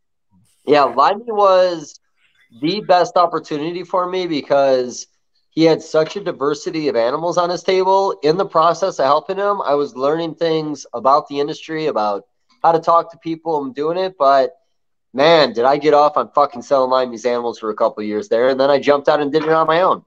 Yeah, I love that guy, man. And he always comes to the shows and he comes to my table and he's like, motherfucker. Yeah. Unbelievable. And, you know, because he's a ball python guy. So he sees beauty in everything. And he's like, every fucking show you have something different. Every time I see you. But that's what you're supposed to do. If you're not, you're running in fucking place, man. You know what I mean? He has an appreciation for people that do really well with what they're working with. Yes. He'll walk up to a table, he'll see the person, the display, and the animals, and he'll gravitate towards those better people. Yep. But, you know, think about, you know, shout to Limey too. I've heard nothing but great, awesome things ever since I came out with this podcast, his name's come up. He's actually popped up in my show a couple times. So yeah, shouts on Limey. But like Limey is somebody you guys respect to the point where if he were to come to your table and give you props, that means something to you, right? Oh yeah. So I have, like, you know, for instance, like everyone has a Limey out there. Like everyone has somebody that they look up to where they come to your table and they give you the props. Let's say you have no sales, but that one guy you look up to, or the one guy you're cool with, or the one guy who maybe even fucking mentored you happen to swing by and just love what you have at that table. That right there, to me, is like just letting me know I'm on the right page. Like I'm on the right path. You know what I mean? Yeah. But you don't know that shit unless you go to shows, bro. You got to go to shows. Like, you know, and more importantly, I understand the vending could take a couple years. Like this shit is my very first show. I was very against vending. The only reason I'm really vending is because I'm going to be having a podcast display and I'm only an hour away or so. So yeah, I'll bring some animals. Why not? But really it's for my podcast. But still, like, it took me a while just to even get to the point of wanting to fucking get my banners and shit like that. Dude, I dropped over $1,000 on this shit. This shit's expensive. I couldn't believe how expensive this shit was. But anyways, I'm not complaining. But like, you know, it could take time to get to that point where you're like, oh, I could vend, you know. But man, once it happens, it's awesome. It's a culture, man. At least show up. At least before you even get to the point of vending, go get used to going to shows, walking around, knows what it's like when your legs are just fucking on hour 13 and you're just tired of fucking walking. But you know, here you are just standing, still keep trucking. This is why I understand vendors who complain about carpet and concrete. That concrete's no joke. You better be ready. Oh, Dave, you better have that padding. Ooh, oh yeah. Don't talk to me, man. I'm too Jewish. I have no padding and I buy cheap shoes. Well, I know what he's getting for fucking Christmas. Your poor knees, bastard. Size 13, buddy. I don't want that fucking padding. I don't have a big enough car for that. I know what he's getting for Christmas. You need those Dr. Scholl insoles, bro. You need those. Yeah. My feet stink, buddy. I need some Dr. Scholl's. Everybody's feet stink. I don't think Dave's feet stink. I feel like Dave. Oh, dude, I can smell them right here, and I just took a shower. Okay, they smell like rainbows, remember? Colorful. I mean, I was thinking like that, you know, that Fruity I got a burn on Pebbles. my leg, and there's a little pocket that I stick my finger in, and sometimes there's a little disc that comes out. It smells like that. That's my feet. Hey, let's stick with fucking Fruity Pebbles. How about that? Oh, I do love bathrooms that smell like Fruity Pebbles. Let's talk about bathrooms that smell like IBD. No, I'm serious. Well, you know what? Let's talk about IBD. I think that'd be an awesome conversation. No, I'm serious. I really do, because I got to tell you in the beginning, I told you I only have 1.2 of adults as of right now. But the reason why is because when I learned about, it was my good buddy, Tony, who's actually no longer in the game before. I don't know if it's because of this incident, but he bought a snake from Underground Reptiles. And mind you, the guy did nothing wrong. But the snake, after like a day or two, dried up like a piece of fucking beef jerky. It was like crispy. And I was like, what the fuck happened to the snake? And apparently from what he understood, it was IBD. And I was like, what the fuck is that? And I got all like freaked out. I looked it up, and you know, I even found Facebook groups, which wasn't a good thing. And I was just like, oh my God, this is what happens. So I completely backed out and just was going to see what happened with what I had. But what's going on with IBD from what you have been experienced to here, Rich? So in my opinion, there's not enough scientific evidence to state or to put your finger on anything that they have it figured out. So and you can't, and the problem with IBD is that everybody looks at it as a taboo situation, and oh, he gave me IBD. The thing with this is that IBD could lay dormant for years, and it could be passed on from breeder to breeder to breeder and stay dormant. So you don't know where it originally comes from. You know what I'm saying? And sometimes you'll never see it, and then sometimes the snake will pass instantly. So it all depends on how the snake reacts to it, and this testing stuff. You know, I do a lot of testing with Chad, and it's not 100%. It's one of those things where you test the snake and it's positive, and then 6 months later you test it and it's negative. So it's like, I'm sorry, non-symptomatic animals will come back negative even if they're positive. Yep. And that's the problem right now is they're killing their collections because they're getting positive results. And that doesn't mean that the snake has it. That just means that the snake is non-symptomatic. So I don't want to go into detail with it because there's a lot of debate out there with it. But hey, Rich, we're going to go in detail on this. Yeah. I want to talk about this. Let's go. Let's go We're going to balls bounce deep around then. because I think it's a fun conversation. Because you know what, Important. the medical side of the industry is the least talked about because the admission of knowing a lot about it is almost like throwing yourself under the bus for knowing about something and people don't understand. Not helping them. No, it's okay. Well, how about this? And here's the thing: when we talk about this kind of stuff, I'm not going to throw names out there because I don't like that aspect of it. Well, Right. let's just So there was a boa breeder in the late '90s, early 2000s, and in all honesty, he was a pioneer in the hobby. He was told by Elliot Jacobson that he's got IBD. The only option is to kill your entire collection. Right. And he Started did. the process, then stopped. Oh. And then continued to breed boas for at least another 15 to 18 years after that. And again, pioneer, established a lot of the primary morphs that we work with now. Yep. Is every collection in the industry rolling right now? They're not. Are ball pythons dying at the show? Because I've always heard that IBD was airborne, which would mean if you brought a boa to a show with IBD, there'd be ball pythons dying at the shows. It's not airborne. There was a ball python breeder, again, no names. If they hear this, they'll know who they are. Mm-hmm. That would take boa shit and put it into the mouth of a ball python to see if it was going to die. Like, not in that very moment. It's a fucked up part of the practice. I hate that I laughed. But the reality is like, IBD is what? It's the arena virus now. We are now onto the arena virus, which is modern day IBD. Yes. Europeans are very strict about it. If you're going to send an animal over there, they're probably going to test your animal. They might expect you to test before it goes out. IBD is a bit of a mystery. We're not saying it doesn't exist, but again, not using another boa breeder's name. A boa breeder once told me that if you ran your boa over with your car and sent it to Elliot Jacobson, he would say it died from IBD. Yeah. Okay. I'm with you 100%. I know exactly everything you're talking about. And wait, who's that breeder? Just nope. But the thing is like, and once again, where did it originate from? Nobody can tell you. I mean, there's speculation it came from Germany. There's speculation it came from France, blah, blah, blah, blah, Canada.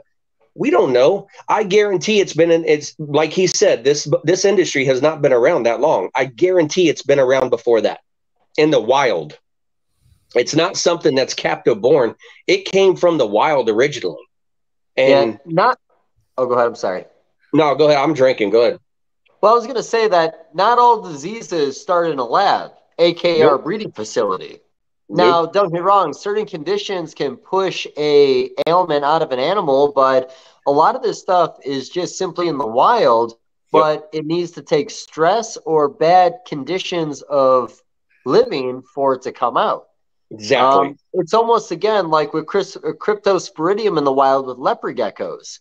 They have very few natural predators. It's Mother Nature's way of keeping it in check. Yep. Now, let's just say that every boa in the wild has IBD, which I'm not saying they do, but let's say they did. Now, let's go back to Mother Nature. When the conditions are not ideal and maybe the living situation of the animal is declining, maybe that's Mother Nature's way of creating a sickness for an animal to kill them off in an area that they cannot sustain anymore. It's called population control. And I think there's a reason for that. And that's not just in reptiles. That's in fucking humans. And I think there's a reason there's population control. I mean, the earth can only hold so many fucking things. So, but back to the IBD situation. It's one of those things where the people that are fanboying it or bringing it out there, they don't know a lot about it. They're just people that want to start shit and don't understand the situation. And that's where a lot of the groups go wrong. They're sharing a bunch of stuff and this guy has it. And 99% of the people that have had it and tested positive for it had no fucking clue. It's not like they deliberately did it and said, oh, I'm going to infect his collection. They don't fucking know that shit, bro. You can't point your fingers at this disease and say that somebody's breeding it on purpose to spread it. No, a lack of understanding. Oh, here's the thing. So like this past week, and this happens occasionally, People will buy a ball python and say they want to get it tested for nido. And every time I say, not a problem. Silly thing is every time they tell me that, I'm always like scared shitless. Like, what if? Like, what the fuck? What if? That's because that's a big what if. You never know. It's a 50%, bro. And you know what I tell people? If it tests positive, I'll give your money back. Yeah. You want to know something funny real quick? Go. You know Miguel Garcia, right? I mean, I don't know if you know Miguel Garcia, Rich, but I know Dave Levis knows Miguel Garcia. He's a good friend of mine, but I honestly almost unfollowed him one time because I told him about my very first ball python I had with RI. Last year I dealt with a male who got RI, and I was like, I only told Miguel, and he's like, oh shit. Or wait, hold on. My bad. It wasn't Miguel. Miguel, I take it back. It wasn't you. Wait, no, keep going. Keep going, man. You're throwing names out there, man. I take it back. It wasn't MJ, Miguel. I'm going to have to teach you how to tell a story. I'm sorry. Don't use people's names. I just told 4 stories with no one's names. I almost threw him under the bus. Hold on. It's not him, okay? It was not him. It was his snake, though. I'm so sorry. This is terrible now. Now this is going down a really bad hole. But listen, it was a snake I got from the homie Miguel, okay? It was a breeder male. I started breeding him. He got RI. And then I got really fucking concerned because I've never had a ball python get RI before. And I was like, what? Right. And so I hit up now I don't want to throw this person out of the bus. Do it. You already fucked up. I did. My boy Socrates, man. And my boy Socrates from Ari Ellie Max Boreals. I even put his Instagram out there. Fuck it. But like he told me, he's like, dude, that snake, guarantee that snake has RI. Or that guarantee that snake has Nido. And I'm like, what? He's like, dude, 100%. He's like, your ball python should not be doing that. And I got to tell you how sick I was. I was sick. Okay. Because if that means that this ball python has Nido, quote unquote standard, means I need to test everything in the room and I got to do everything twice or 3 times and all this shit. So I started sweating bullets. I couldn't fucking believe it. I got 3 tests, all negative. That snake did not have Nido. Okay. So I really got upset that was the go-to prediction on that. Yeah. Like, hello, can we just slow it down here a bit? But also, I mean, how deep can we talk about false positive tests out there? Like how many, I mean, it's like, how do we really, really, really know? Okay, a piece of paper tells you, but what if you test again in a year? And then what? You know what I mean? Like, it just kills me, bro. Like, it's like, what the fuck? I was told this by a dude, one of the OGs in the game, and I'm talking years ago, 20 years ago. He's like, if an animal has a visible problem, like if it's doing something it shouldn't be doing, if it's not eating, if it's not thriving, deal with the animal and move on. He's like, there's no point in taking it to a vet and getting it tested and this and this and this, and it comes back this, and now you have to quarantine. He goes, he didn't have time for that. He's a big wholesaler. He didn't have time for that. So he said, I have a problem, I deal with it, and I move on. He calls it. He puts it down. Yes. Yeah. He gets rid of them, cleans the enclosure, takes his protocol, and he moves on with it. He's never used a vet in his life. And he said that 9 times out of 10, anybody that takes something to a vet, it's going to die or it's going to have a problem. And, I don't know. I have it. I don't know. Like, here's the thing. I got fresh stuff. I don't want to say fresh, but for instance, there's a couple snakes that I had a hit with Fortaz earlier this year. And, because they came in with RI and whatever the fuck, they went through the motions. I got to tell you, there was times where I was like, dude, they're done. They're not, it looked really bad, but they went through the shed, they kicked it, they ate, and now they're good. Yeah.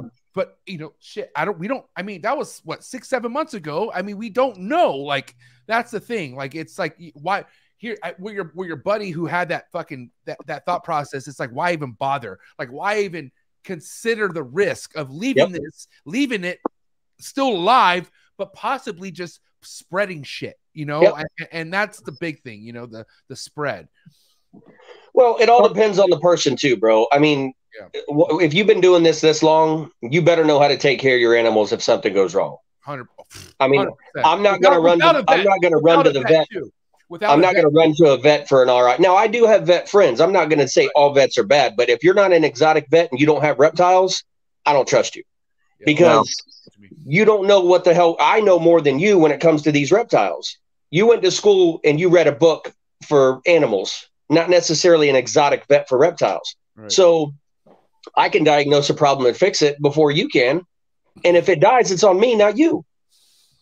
So here's the thing too with RI, just as a general term, it's anything that's upper respiratory. It doesn't have to be a virus. Like in some species, if the humidity level is too low, it'll irritate the lungs and it'll cause them to have a RI. Right.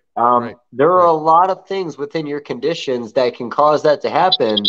To make an assumption that the animal's on its deathbed is not the right assumption to make. But with what Rich said, again, quoting somebody in the industry, if it sneezes, I'm not going to say the next part, but sometimes for the greater good of what's going on around you, and this is no different than farming in any way, that if there is something that's showing signs of being sick, for the greater good, maybe it's better to put it down or put it in another environment where it can thrive or not thrive.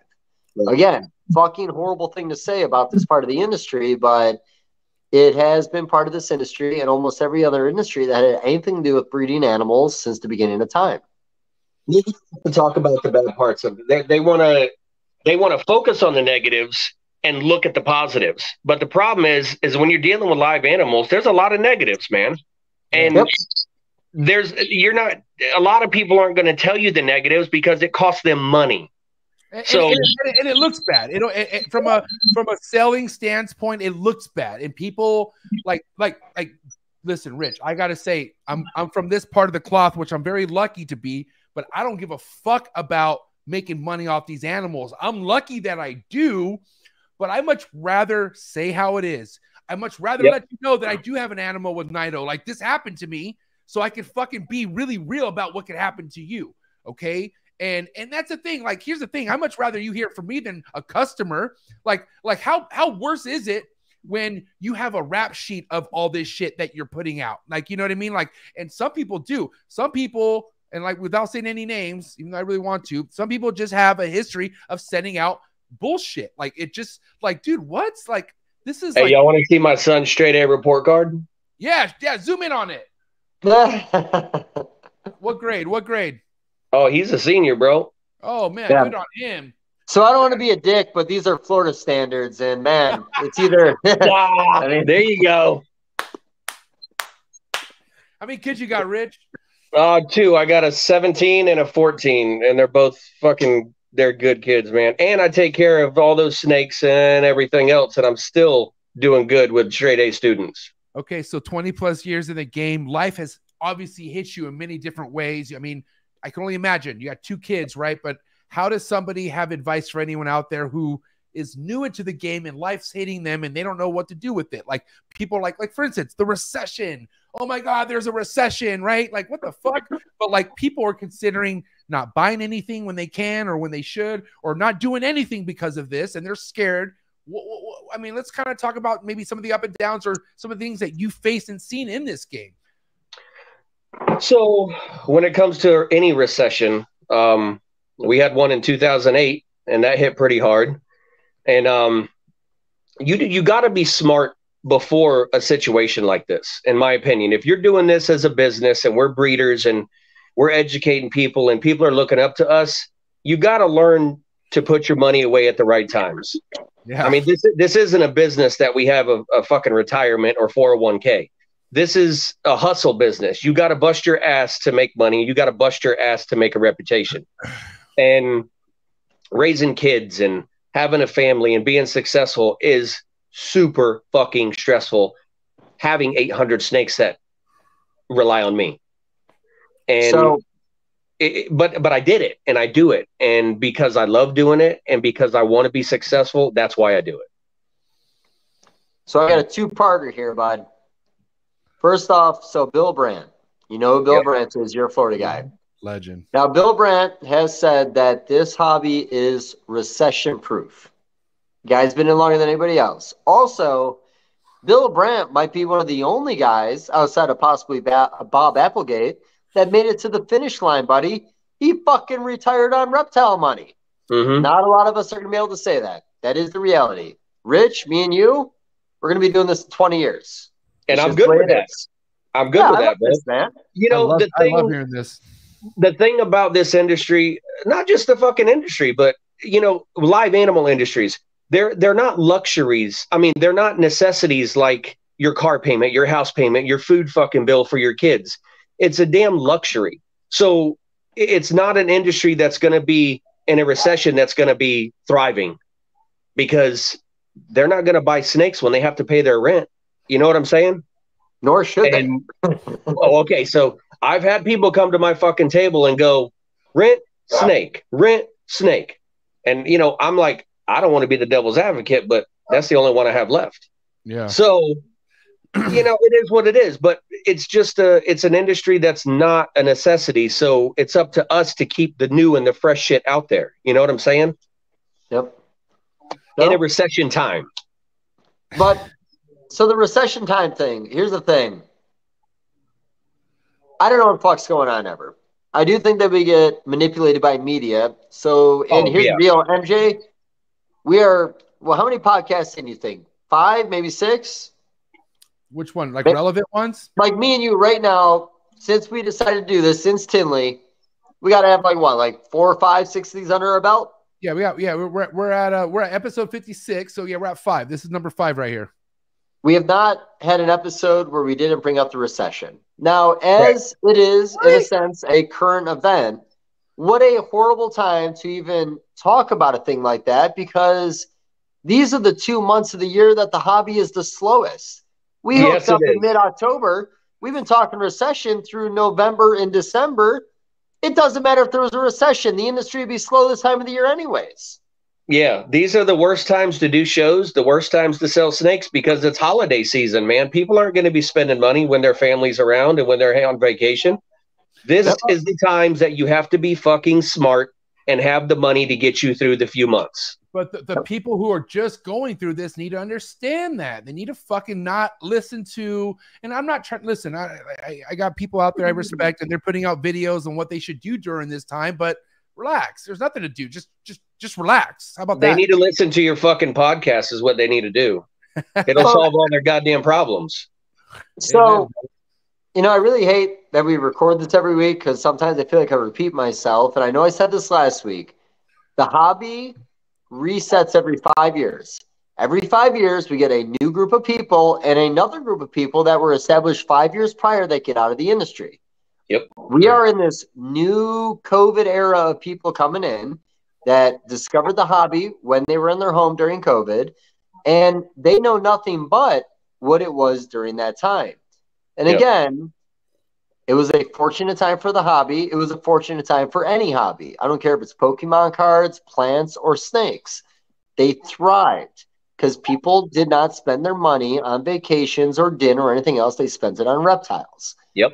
So if you came into the industry during that peak, which in all honesty, maybe one of the most significant peaks in the last 20 years in this hobby, you now have a false understanding of how this works. There's a natural cycle to this, and it's the unrealistic expectations of people that make them cycle out within 5 years of jumping in. Yep. That was some physiological, beautiful shit you just said, bro. I mean, I couldn't explain it any better. Now, so, hey, MJ, do you have topics, or are we just playing games right now? By the way, do you have a bedtime tonight, buddy? Are you going to make us stop in 22 minutes? Don't embarrass me. Don't ever embarrass me like that again, please. But listen, we do have a 2 hour, not a cap, but I mean, we got to kind of keep it around the 2 hour-ish mark. Do we? Yes. You didn't tell me we got to go 3, bro. You got to let me know beforehand. Like, well, I have agendas, my man. I'm so sorry. I love you, but Jesus. Can you just I gotta take a fucking shower. So y'all let me know if you just like leave in like 20 minutes, and me and him just keep on going. Go ahead, do your thing. I don't give a shit. Is that okay, Rich? Depending on how the conversation's going, buddy. We just need somebody to turn the lights out. That's it. Yeah, listen, just text me when you're done, and then I can end it on my end. But yeah, I'm in the process of buying a house right now. I got a realtor I got to meet at some point. So yeah, I'm sorry, I'm a little bit of fucking like, listen, hey Rich, I love you, but this guy right here doesn't tell me things. He thinks there's a 4-hour difference between the East Coast and the West Coast. Okay. He really does. He thinks he did. He texted me and he goes, "Hey, I fucked up." So he admitted it. He was a manned up and he said, "Look, I fucked up." That's all I don't know why. So as long as you know that, okay. So I feel really bad because I'm never one to leave a podcast, but Dave has this. But I have a huge topic that probably will take 20 minutes. So I'm gonna have to take this one from here till let's do it. Wait, are we doing this topic? I'm doing the topic that I want. Yeah. Thank you so much. Appreciate it. You know, get a glass of water. I appreciate you, Dave. Jesus. Listen, we're talking about stuff that we don't know what is the case with this animal that's either sick, not eating. What the fuck? But how do we kind of relate that to, drum roll, the Da Vinci formula? There it is. Because, bro, listen, you know those guys who have no idea what the product is and they just talk shit about it? Yeah, all the time, all the time. I'm one of those guys. I hate to admit it right now, but when I first came into the podcast game, I was very like first somebody told me to put vanilla extract or something. I was like, what? I couldn't believe it. I was hearing all these remedies, and then I saw the Da Vinci formula. But I love Billy from Mutation Creation, but this guy markets shit and he puts stuff out there. So I was like, hold on. This guy is obviously sponsored by this company. I'm not fucking buying it, and I'm not using it. But here's the thing, dude. I've had multiple conversations with people who've used it. I've had multiple conversations with people who say, "Yeah, man, I live by it." Okay, I want to hear from you, right? When did this even thought in your head about this formula that you created, and what was it that made you think about this formula created, and how's it going to really help the hobby? I want to know. So, oh man, years ago, a buddy of mine breeds dogs down in Miami, and he used to give them calcium gluconate, which is basically a calcium replacement that the female is losing while she's gravid or pregnant. I guess their dog's pregnant. And when the litters are born, the female doesn't have to lose all the weight. She's not as flat tired. And it's basically a calcium supplement that helps out tremendously after birth. And he's like, "Hey, you should give this shit to your snakes." And I was like, "Fuck off. I'm not giving that shit to my snakes." And then we got into it. We started talking about it. And I was like, we'll give it a shot and see what happens. So for a couple years, I used it on some animals. We did some test controls and all this other shit. And I did see a difference in non-feeders. And that was one of the main things that it would do, is it would really help out with non-feeders and get them back on schedule and put them on a nice, path. And then I also saw with regurges, unfortunately you breed boas, you're going to get regurges. And it really helps to replace the natural bacteria back in their gut. And man, it's like a miracle syrup. I know it's mine, but I really can't explain it because I've had people give it to caimans and fucking crocodiles, and everything out there has taken this supplement. And it's not 100%. I get guys that call me and be like, "Well, I gave it to 15 snakes and only 14 of them ate." I'm like, "Well, yeah, I'm sorry." You know what I mean? But so, Rich, who has proof? And I wish Dr. Warren Booth was in the building for this one, because we talk about this all the time. As far as there's no emerald out there who could get cured from regurgitation. From what I know, like nobody has proof of this either. From what I know, and I want to hear. There's a buddy Daytona that has multiple emeralds, everything from captive born to wild caught. He gives everything the supplement. And he has had 2 finicky eaters that almost died on him. And he said the supplement saved their life and they are thriving because of the supplement. No, I'm saying what who has had, like, because like, for instance, it's really hard to get a really nice emerald tree boa nowadays. Like, meaning like not too many people breeding them, but you could definitely get an import. 9 out of fucking 10 imports will regurge on your ass. So how many people are actually having a emerald regurge, like already coming in regurged, and this stuff actually fixing it? That's what I'm curious on. That I don't know, but I do know that a lot of emerald guys use it.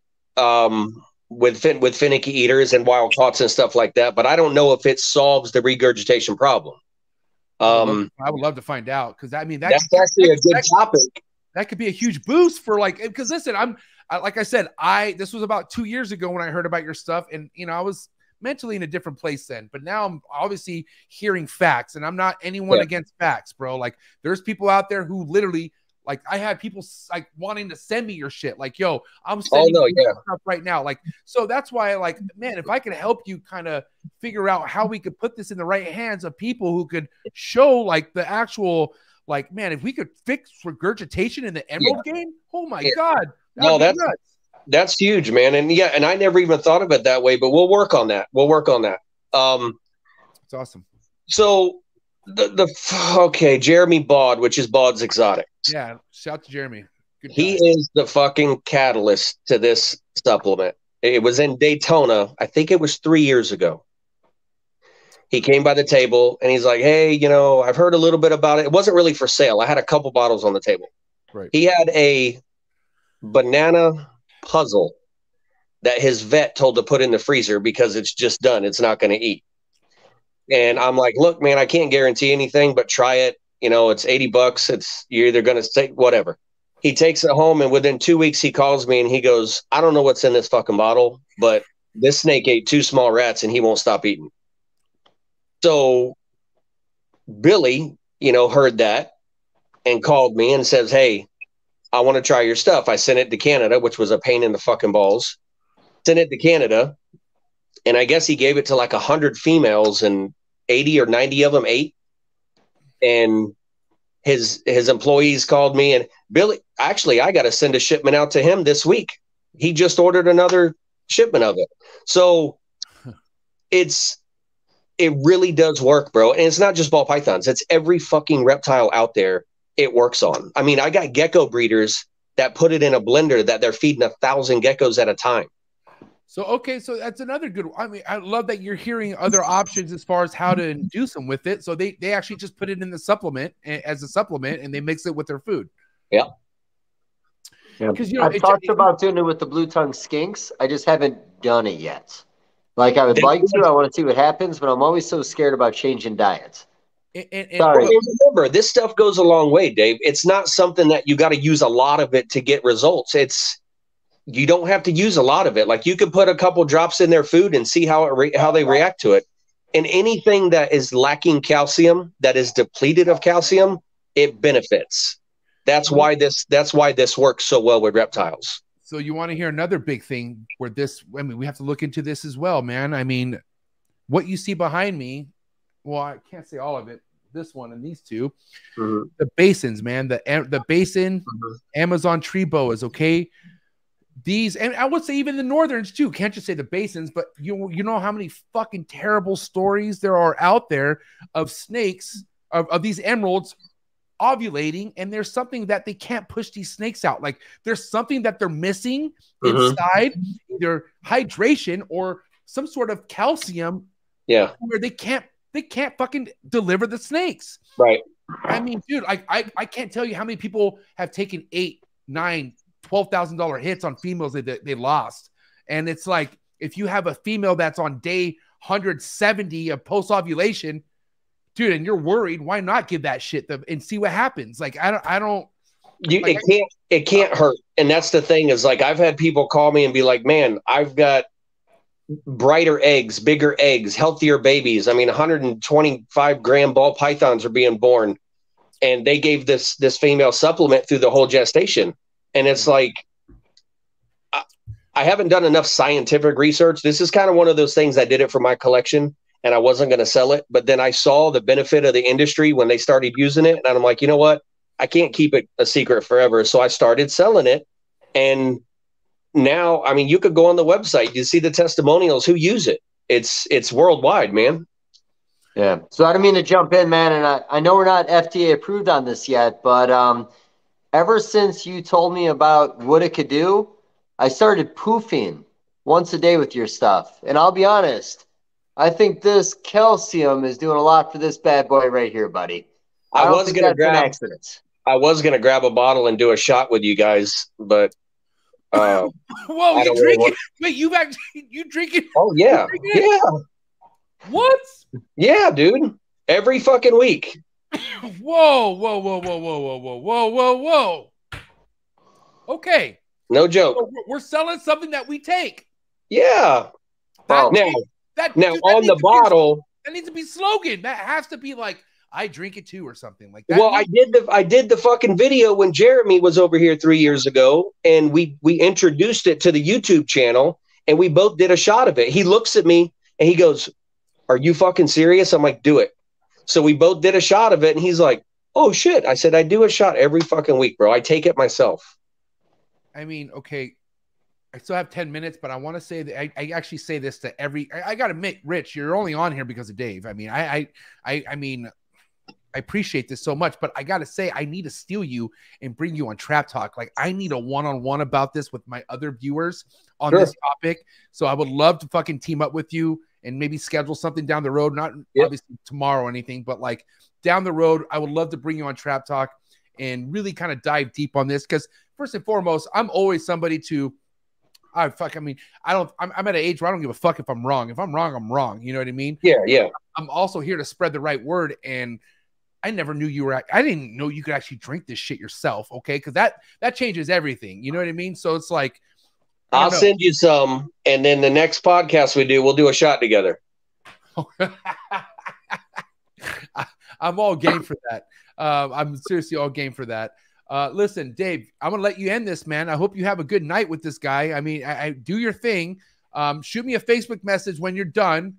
And I could go ahead and take care of things on my end on the phone. But, Rich, thank you so much. I hope you have fun with this guy. I gotta tell you, he's a hoot. You already know. So nothing but fun, brother.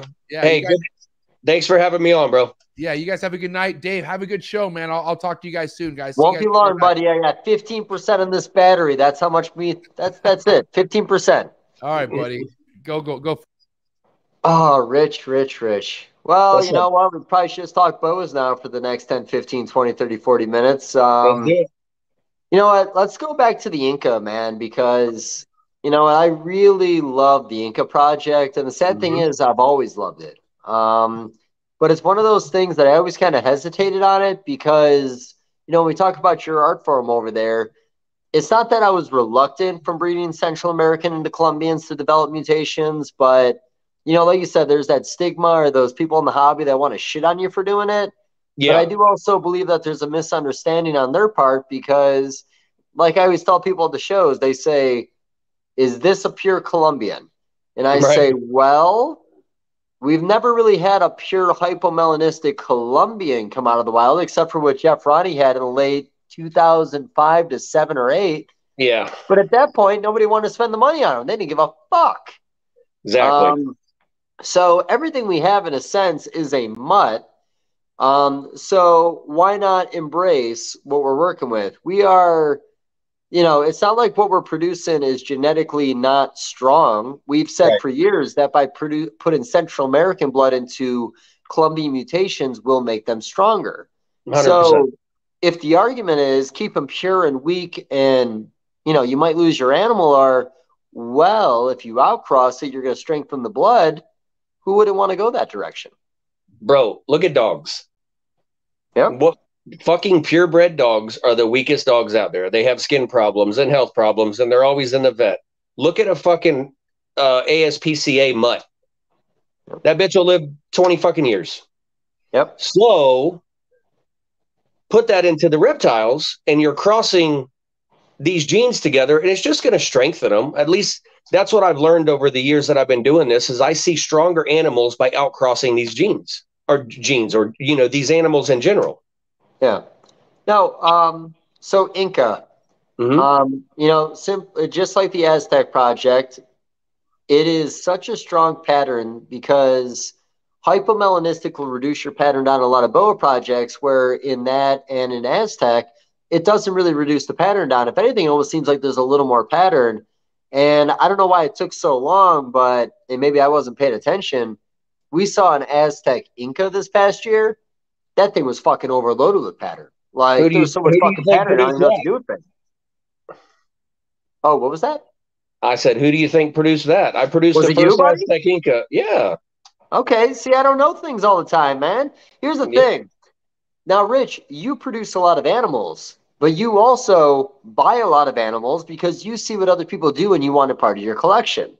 Damn right. So when I see you post an animal, I don't know if you produce it. I just know it's on your page in that moment. Right. Yep. That touche on that. So yes, I did produce the Inca Aztec, and I did it in the Colombian form, and I did it in the Central form, and they are completely different. Okay. I'll send you pictures later, and it'll blow your mind what the Central. It's the platinum T positive Aztec Inca is mind blowing.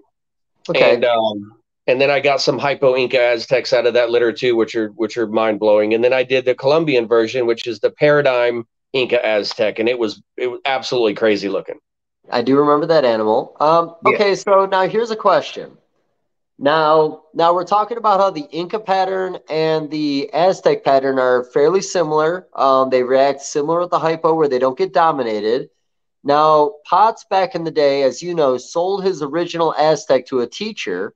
And when that teacher retired 9 years later, gave the animal back to Potts. And when he got it back, he's like, motherfucker, that's a mutation because we weren't paying attention back then.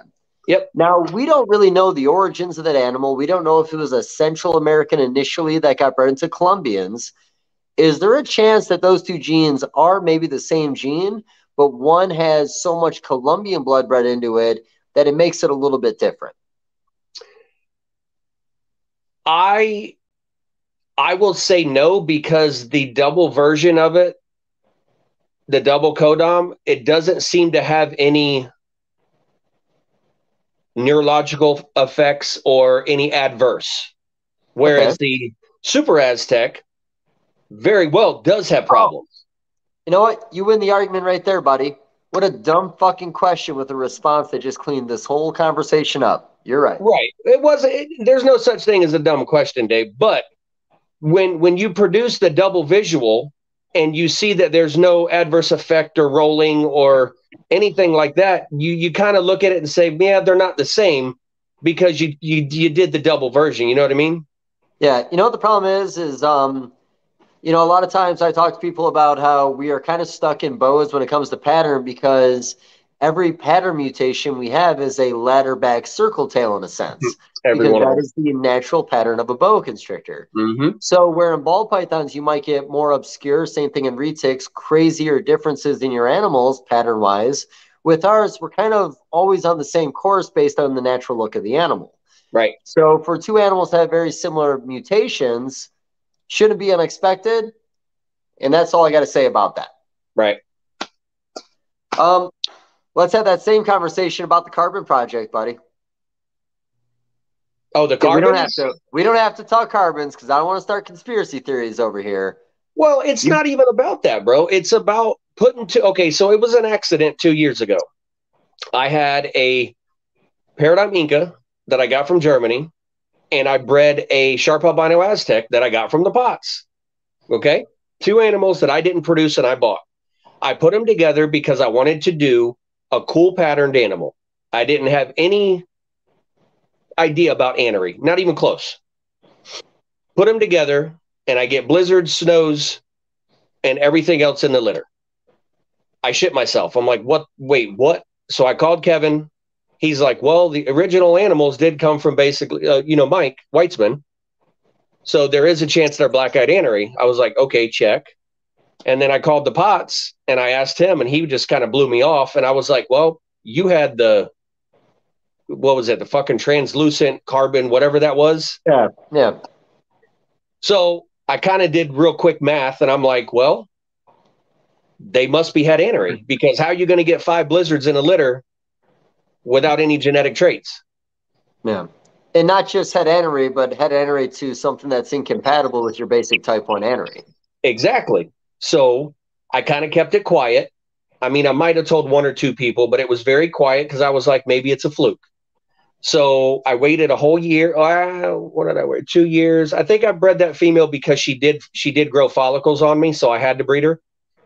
And I did the same pairing, and I got the same fucking result.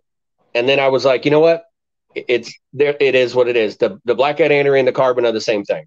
maybe more of a pastel-y on the carbon line, but it's the same fucking trait and it does the same thing. I think my argument on the carbon is that there's more Colombian blood bred into it, so you're having a cleaner, more Colombian look. Where with the Spectres, they almost have that rough Central American dirty look to it. You know what I mean? Like, not to hate on it, but it's got that look. No, yeah, and you can't hate on any one of them. You know, like everybody's like, oh, you know, about the Kenny situation. It's not that he's doing anything wrong and I'm doing anything wrong. It's just, and I didn't do this to out anybody. It was one of those things where it happened on an accident. I had to go down the rabbit hole to figure this shit out, and I did. And I'm like, there's no other explanation other than these two genes are compatible, period. Yeah. So now here's the thing. I've had people argue allelic are compatible here, and I really hate that discussion.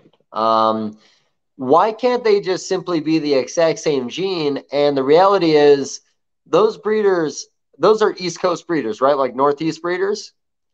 And where's Ralph Davis? Maryland. Right. So for the RDR line to be established in the Northeast, stock was probably sold that was Posset or Het for years. And if that happened and up in another collection unknowingly, like, it's not a bad thing, and it's not like work wasn't put in, but like to pretend like that's not the way I want to put this. You're going with it, and you're right 100%. And it happens in ball pythons every day, and it happens every day because we have 5 times to 500 times the amount of breeders, where the boa community is a smaller community. So sometimes these kind of things will unlock themselves, but it takes a lot longer. Yeah, and once again, it was a shock to me too, and that's why I wanted to focus on it and figure it out. And you know, lightning will not strike twice in the same spot, and that's what I tried to explain to people. And when they and now you got a different community. Sometimes you got some people that are like, "Oh man, that's awesome, Rich," you know, blah blah blah, and then you got some guys that are like, "Oh fuck this," and you know, they just want to go off. And I'm like, listen, it's not like that. It happened. Do what you want to do with it. You know what I'm saying? I still have black-eyed anery and I have carbon. I have both genes and I work with both of those traits. So it's not one of those things where it needs to be a negative situation. It should bring some light to the project, to be honest with you.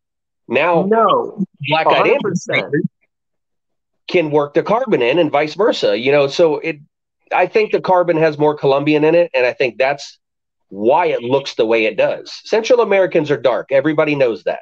So when you add Colombian into something, it's going to lighten that trait up, period. No, couldn't agree more.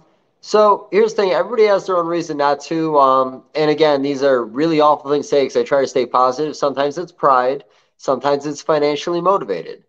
You know, if somebody in the ball python industry produced what they're calling a brand new morph, and then we said, wait a minute, we've had this for 20 years and it's $15. But sometimes what happens in that community is we see combos we've never seen before in that mutation. That's not a new mutation, but it's something that we gave up in the past. Right. So, you know, I find it the same thing with this. I don't think it hurts the project in any way to know that they may be the exact same gene. And again, when regionally the same thing pops up, I'm just suspicious it's for that reason and nothing else. Right. I mean, you got to be a realist in looking at things like this. You know, it's right there in front of you. Proof is in the pudding. Work that the way it's supposed to be worked. I mean, there's nothing negative to look at this about other than being positive when both of these projects are now compatible. And I think people can do way more with something like that than having 2 separate projects. I agree. Knowing what you have gives you more opportunity to do more things with it. The unknowing gives you a dead end. Yeah, absolutely. And by the way, Bud, we are going to go fucking turbo on this. I think people just came here to listen to Boa talk anyway, so we're going to give them what they wanted. So let's keep going with this RDR. I've been saying for a few years, and I don't know if this was an original thought or if the seed was planted, and it might be because I work with a lot of different species, but I've been saying that, you know, communities get married to either axanthic or aneurystheristic. If you're a ball python breeder, there are 7 different lineages of axanthic, and none are compatible, but they're all axanthic. Now, we adopted the word aneurystheristic early on. Now, when you look at the blizzards that Big Mike made, now that makes me question if the RDR is actually an axanthic line and not an aneurystic line. And that's why when you make the snow form, you get the blizzard in a very different looking animal. What are your thoughts on that? We talked about this. I think we were at a bowling alley in one of those states. We were talking about this Nashville, a little buddy, Nashville. And I have to lean your way on this because scientifically I can't say anery or axanthic, but I think you're right when it comes to the blizzard form because it would have more of a pattern and it would have more of a color if it was an anery. Yeah. So I think the axanthic form is more, I would say it's more appropriate, but when we've been calling it anery for the past 20 years, it's going to be hard to change a name, you know, with a genetic trait like that. But the black-eyed anery, the RDR, black-eyed anery, is probably the coolest anery out there because of the. Well, you know what it is? It's that it gives us something a little different at every pairing that anery wasn't bringing to the table. So how wouldn't we like it more? Yes, and that's why I love working with the black-eyed stuff. Is it's such a Christmas present to open. You're not guaranteed anything because it can throw some serious curveballs your way. Like when I produced those Super Ghost Black-eyed Anery IMGs last year, they came out fully patternless, some of them. And I was like, well, both parents are not patternless, and where did it pop out from? And then Kevin Hazley produced a few patternless Black-eyed Anery things, and I was like, I wonder if that's running around in that gene only. You know what I mean? Yeah. No, I think, the funny thing is again, I keep on referring to the community and just the way different things develop. RDR, I'd have to double check back on when Ralph started making those. They've been around for decades, at least 2 decades at this point. Yeah. Bill Brandt was a big guy with those. He had X amount of that stock. Again, Mike with basically Boas honestly kind of put that gene on the map. Yep. The Black Devil really got people looking. The Blizzard really made people want to gravitate towards that project. Yep. But I'm sorry. No, you're good. You're on point with everything you said, and I think Mike from basically Boas did bring light to that project and popularity to that project. It's been around for a long time. Ralph was a Black Python guy, so those animals were imported, and that's when he got those animals in, it was an import, and that's why he called them RDRs, because they were the first ever, and he's never seen them before, so boom, he puts his name on them. And, he never really did much with them, so that's why Mike took over that project. And I know Bill got quite a few of those animals, and he put the first Motleys into them, and then, the Argentines and stuff like that. But, yeah, it's just a project that's really cool when it comes to, I like the axanthic part of it, you know what I'm saying, because it does really neat stuff. Yeah, it's a different color palette that we weren't used to. And honestly, like you said, I'd probably take the RDR stuff over a Type 1 anery at this point. And I think maybe in about 10, 15 years or even 20, not that we'll phase that out, but we might start seeing a lot more of the RDR more readily available in more projects. I agree completely. It's more of an attractive animal to work with. Not that the Colombian's not, but it's just, it gives you more than the Colombian does, than the Type 1 does, in my opinion. Okay. But we're going to keep bouncing around, buddy. I need you to answer a rumor question. Rumor. Now, I've heard rumors that the purple line sharp albino stuff in Europe has mandarin belly in it, and the blue line in Europe actually has some Hog Island blood mixed into those same animals. What can you tell me about the history on the purple stuff? Because I don't know enough about it. I honestly couldn't help you. Fuck. Okay. I'm sorry. I have a couple purple things, but I imported through Tyler Johnson back in I don't remember. It was a long time ago because she's already had 2 litters. The first super purple Sunglow, and I paid a shit ton of money for that animal. But here's the thing: when you add hypo into the purple, it destroys it. Unfortunately. right? So to get a good purple animal, you got to have non-hypo in it. I do agree with that. Now, some of those purple sunglows over there are some exceptional ones, but I'll be honest, it seems like it's the same picture over and over again. But Yeah. also, I might not be paying enough attention. I'm at a show talking about sharp stuff. 99.9% of the time, I Google purple sharps to show a customer where the potential could be to take them. Now, I'm not going to say you couldn't get there with the call albino, but I will say that I do think there's a different color density that comes with a sharp that you start getting a different pigment when you start doing combinations. I agree. I think the sharp line, honestly, is a better pigmented, contrasted animal than the call. They have more oranges and dark yellows rather than a pastel yellow and a red. So your albino versions, when you start adding colors on top of that, are going to be a lot better. So purple, blue, pastel dream, whatever you want to add into these animals are going to be more prevalent when you see that, and they're going to be more eye poppy than a call strain. I agree. Also, one thing too with what's going on in Europe over us, I've said this about a lot of species. When the European market started hitting, it's when we were already established. Yep. And when they came over here, they didn't just buy whatever they could buy. They bought the best of the best. And that goes for almost every species. So there's certain things that where we may have had the project here longer, I feel that the European market has far surpassed what we can do with it, or not what we can do with it, but what we've done with it. They started from the top. Yep. And when you start from the top, that's all you know. And that market is probably 10 years before us. I mean, in front of us. You know what I mean? Because their animals are superior, and they say the same thing about us. I do a lot of imports. I have a lot of friends over in Germany and Belgium and France and Italy, and they say, "Oh, the U.S. guys have better animals." I don't believe that. I really do believe some of the best snakes come from Europe. And some of my European stuff. That shit looks fake, bro. And we try to mimic that, but for some reason we don't have those genes to start with, so we have to buy them. Yeah. Man, polymorphic, polygenic traits in boas. I say that boa breeding is a little bit of an art form.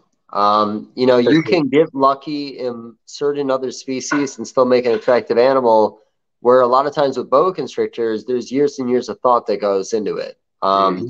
So my favorite pastel gene at the moment, just because I feel like it did the most in a short period of time without a lot of line breeding, was the red rum. When I looked at what Anthony had before the animals went to Thomas Cobb, Anthony, on the very first breeding, just from taking a established animal, which was the original red rum, making het VPIs, then breeding one of those hets to a VPI and making Petco, which honestly at that point was the most colorful animal we've seen in the VPI project. I look at that and I'm like, man, who's going to do that in sharps in the United States? Like, Why hasn't that been put in sharps yet? Because we proved in one generation of breeding with those that you can make one of the best looking T positives we had ever seen with the gene only on one side. Yeah. So where the Europeans put years and years of effort into the sharp stuff, we could do the same thing with red rum here. And I think that might be the pastel line to get us close to what they're doing with purples, if Mandarin belly isn't a factor. So you're saying use the red rum to put in our sharp and albino lines? I mean, I don't see why not. No, I get it. I can see it. I get it. So, I mean, that's just kind of like, again, like I said, man, this is a never ending thing for us. We're always trying to find ways to make it better. But I think the most tragic thing about the boa community in this moment is this. We don't get new faces as often as we should. Mm-hmm. And the reality is, outside of some old school 2 to 3 decade old collections, fuck, man, there's not a lot of new notable boa guys on the scene that we look to. Nope. We don't get that some reason, and I really don't understand why. And the one thing that I find is the most tragic about that is back in the day when a red rum T positive was $5,000, a VPIT positive was 800, Mm-hmm. people were willing to pay for the quality. I'm seeing a lot of very quality line bred animals being worked with in the boa community, but there's a lack of understanding about what went into that to get you there. Also, a lack of understanding of just how much that's going to improve on what you're doing moving forward by investing in something that's better than everybody else's. Yeah. That makes me sad about boas right now, man. Yeah, like when I bring the VPI blood stuff to the shows and the IMGs, and then I don't price that stuff because I don't sell it. But then you get the people that are like, if you were to sell it, what would it cost? And I give them a price, and they're like, oh my God, well, how do you come up with that? I'm like, because it takes 12 years to get that snake. And when they hear that time period, and they're like, 12 years, you've been doing this 12 years. I'm like, man, that's just on one project. You know what I'm saying? So, and you know me, I'm not the highest priced out there, but I will not give my shit away. And because I respect it and I know how long it took me to get there. And same with you. So the younger people are the ones that are coming in asking those questions. And when you tell them that, they're like, oh, man, I've only been doing this 2 years. I can't imagine 12. I'm like, well, put your seatbelt on. You know what I'm saying? It's going to get rough. No, for sure. And, like a lot of other communities at the moment, we're going back to old genes and not so much bringing them back to life, but doing things that we never could think about using or doing before. Yeah. Not that the boa community gets another gene every 5 minutes like other communities, but like, when we get something, it's like, cool, this is going to be the next 5 to 7 years of my life. Like, we might not see anything new for a decade. So we got to appreciate what we have. But also, we jumped away from certain projects in the past. I say, man, sleepers, Inca, square tail, Mandarin belly, RDR, not really a sleeper anymore. Mike's already established that. Right. Fucking Marins, buddy. We know that the original Super Marins are non-viable. But I also thought the original Super Roswells weren't either. Maybe we need to go back and make some more Super Marins, man. I don't even remember the last time I saw a Super Marin.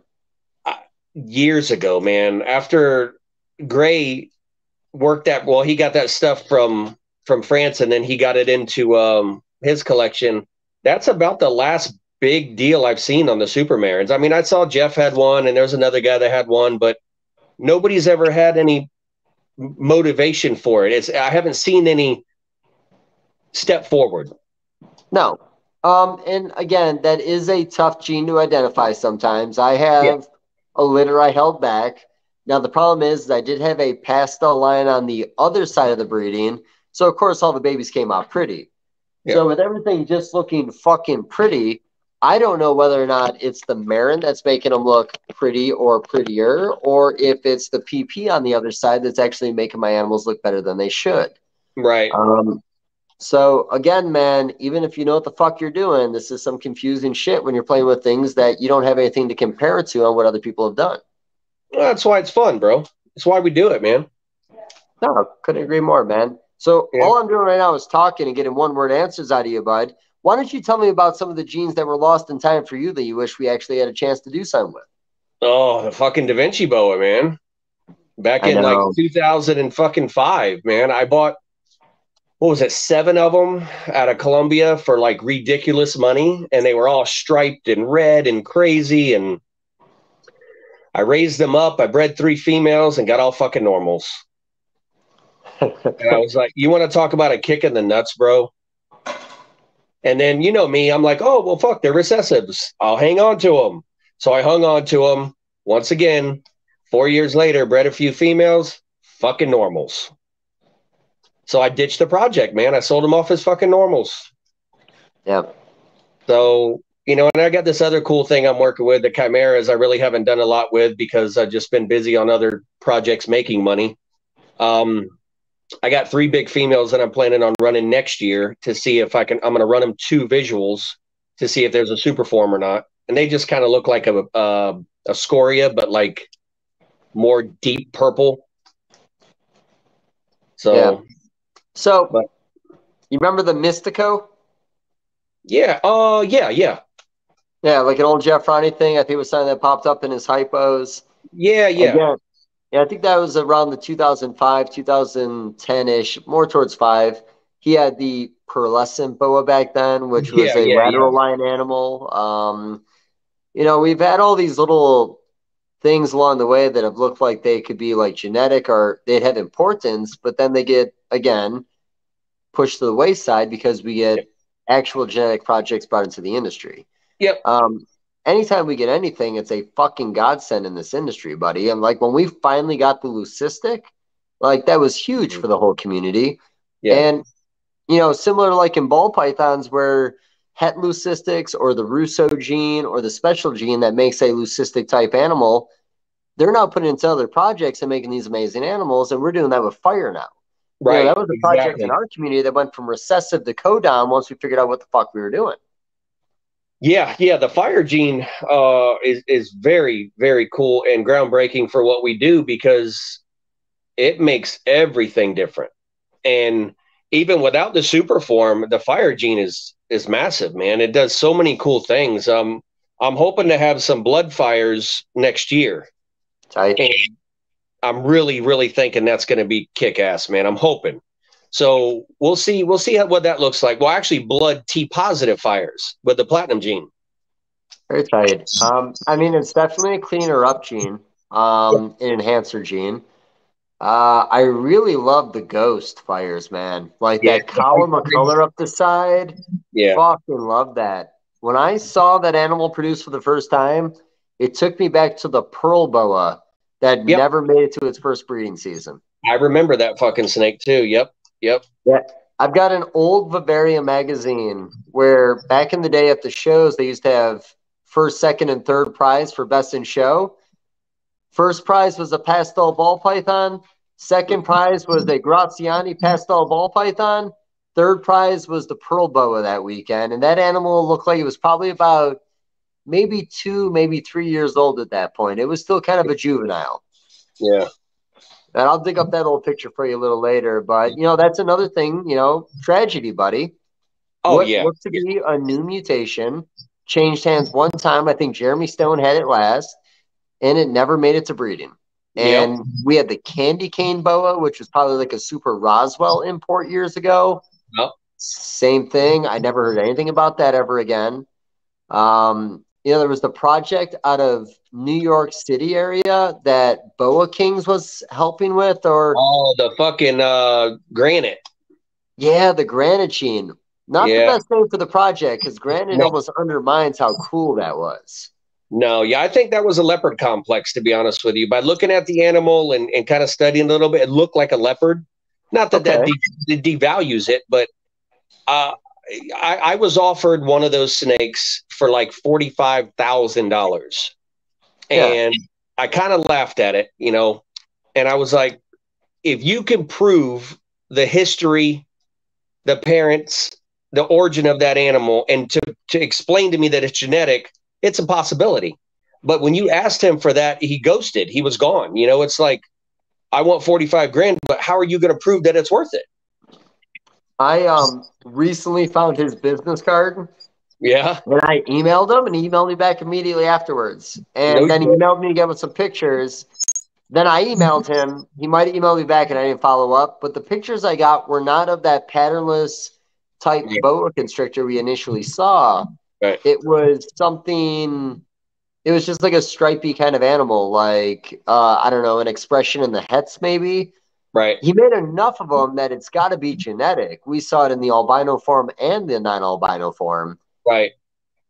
But why didn't he try to market it? Why didn't he work with somebody and try to market that animal? Because that could have been the next new morph. It could have been. And, one reason, too, I bring that one up is it does kind of remind me of the freak boa when it came to the columns of color working its way up the side. And that was Ralph, right? Who? Oh, no, I'm sorry. I meant the pearl boa. Yes. Ralph had that freak boa, man. I got to see that in person one time. That was fucking cool. Yeah, I saw that too. And I was like, I know Ralph had that one. But the pearl boa was pretty neat too. It sucks that didn't go anywhere. But I mean, how many boas have come in that we haven't been able to capitalize on? You know what I mean? That have just slid through our fingers. Maybe as many that proved out. Like, even with the project you brought up, That was a Petco animal that a guy in Dallas, Texas owned for 8 years that happened to show me a picture of. He understood he had something unique, but didn't understand what he had. Yep. Now, I don't really understand what he has either because we have not bred offspring together yet. But man, that animal by itself doesn't look like anything else that we've seen before in that, at least the Nicaraguans. And that's why I gravitated towards that years ago when you showed me, because I'm like, I do centrals more than anybody, I would say. I would say classified, I have probably 95% of my collection as central. That animal is impressive.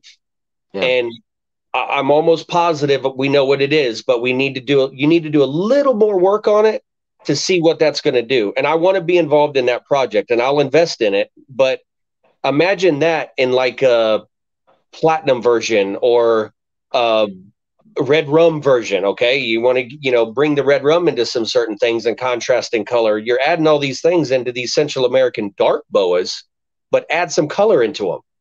Yeah. So now, one big thing with that too is, I enjoy being a mad scientist like you do. Love it. But then there is a small part of me, and it might be because Matt Robinette is 3 times bigger than me. He is a purist. He loves the idea of purity. When I talk to Warren Booth, it's the same thing. Yeah. So my pairings with that boa this year, I might have told you, I'm breeding it to 2 female hypo Nicaraguans imported right out of the wild like 7 or 8 years ago that have never been bred. Right. Because if this is a pure Nicaraguan mutation, it would be a disservice for me to only do what makes me happy and not give that community at least some pure blood to play with. So this year we are going, again, Nicaraguan. If it's a Nicaraguan, but based on my research, I think it is, for them. Now, the first year, I already told you, I bred it to a super stripe. Yeah. I wanted to breed it to a super stripe. So This year's for the purists. Next year, it's going to be for me again. And then I'm picking up I told you, a Nick blood from Vin Russo. Yeah. That'll be probably the next Nicaraguan blood that I'll breed into that project, unless something else unique comes along the way. And I'm in on all that project because I have a feeling that there's something different there that's not out there right now.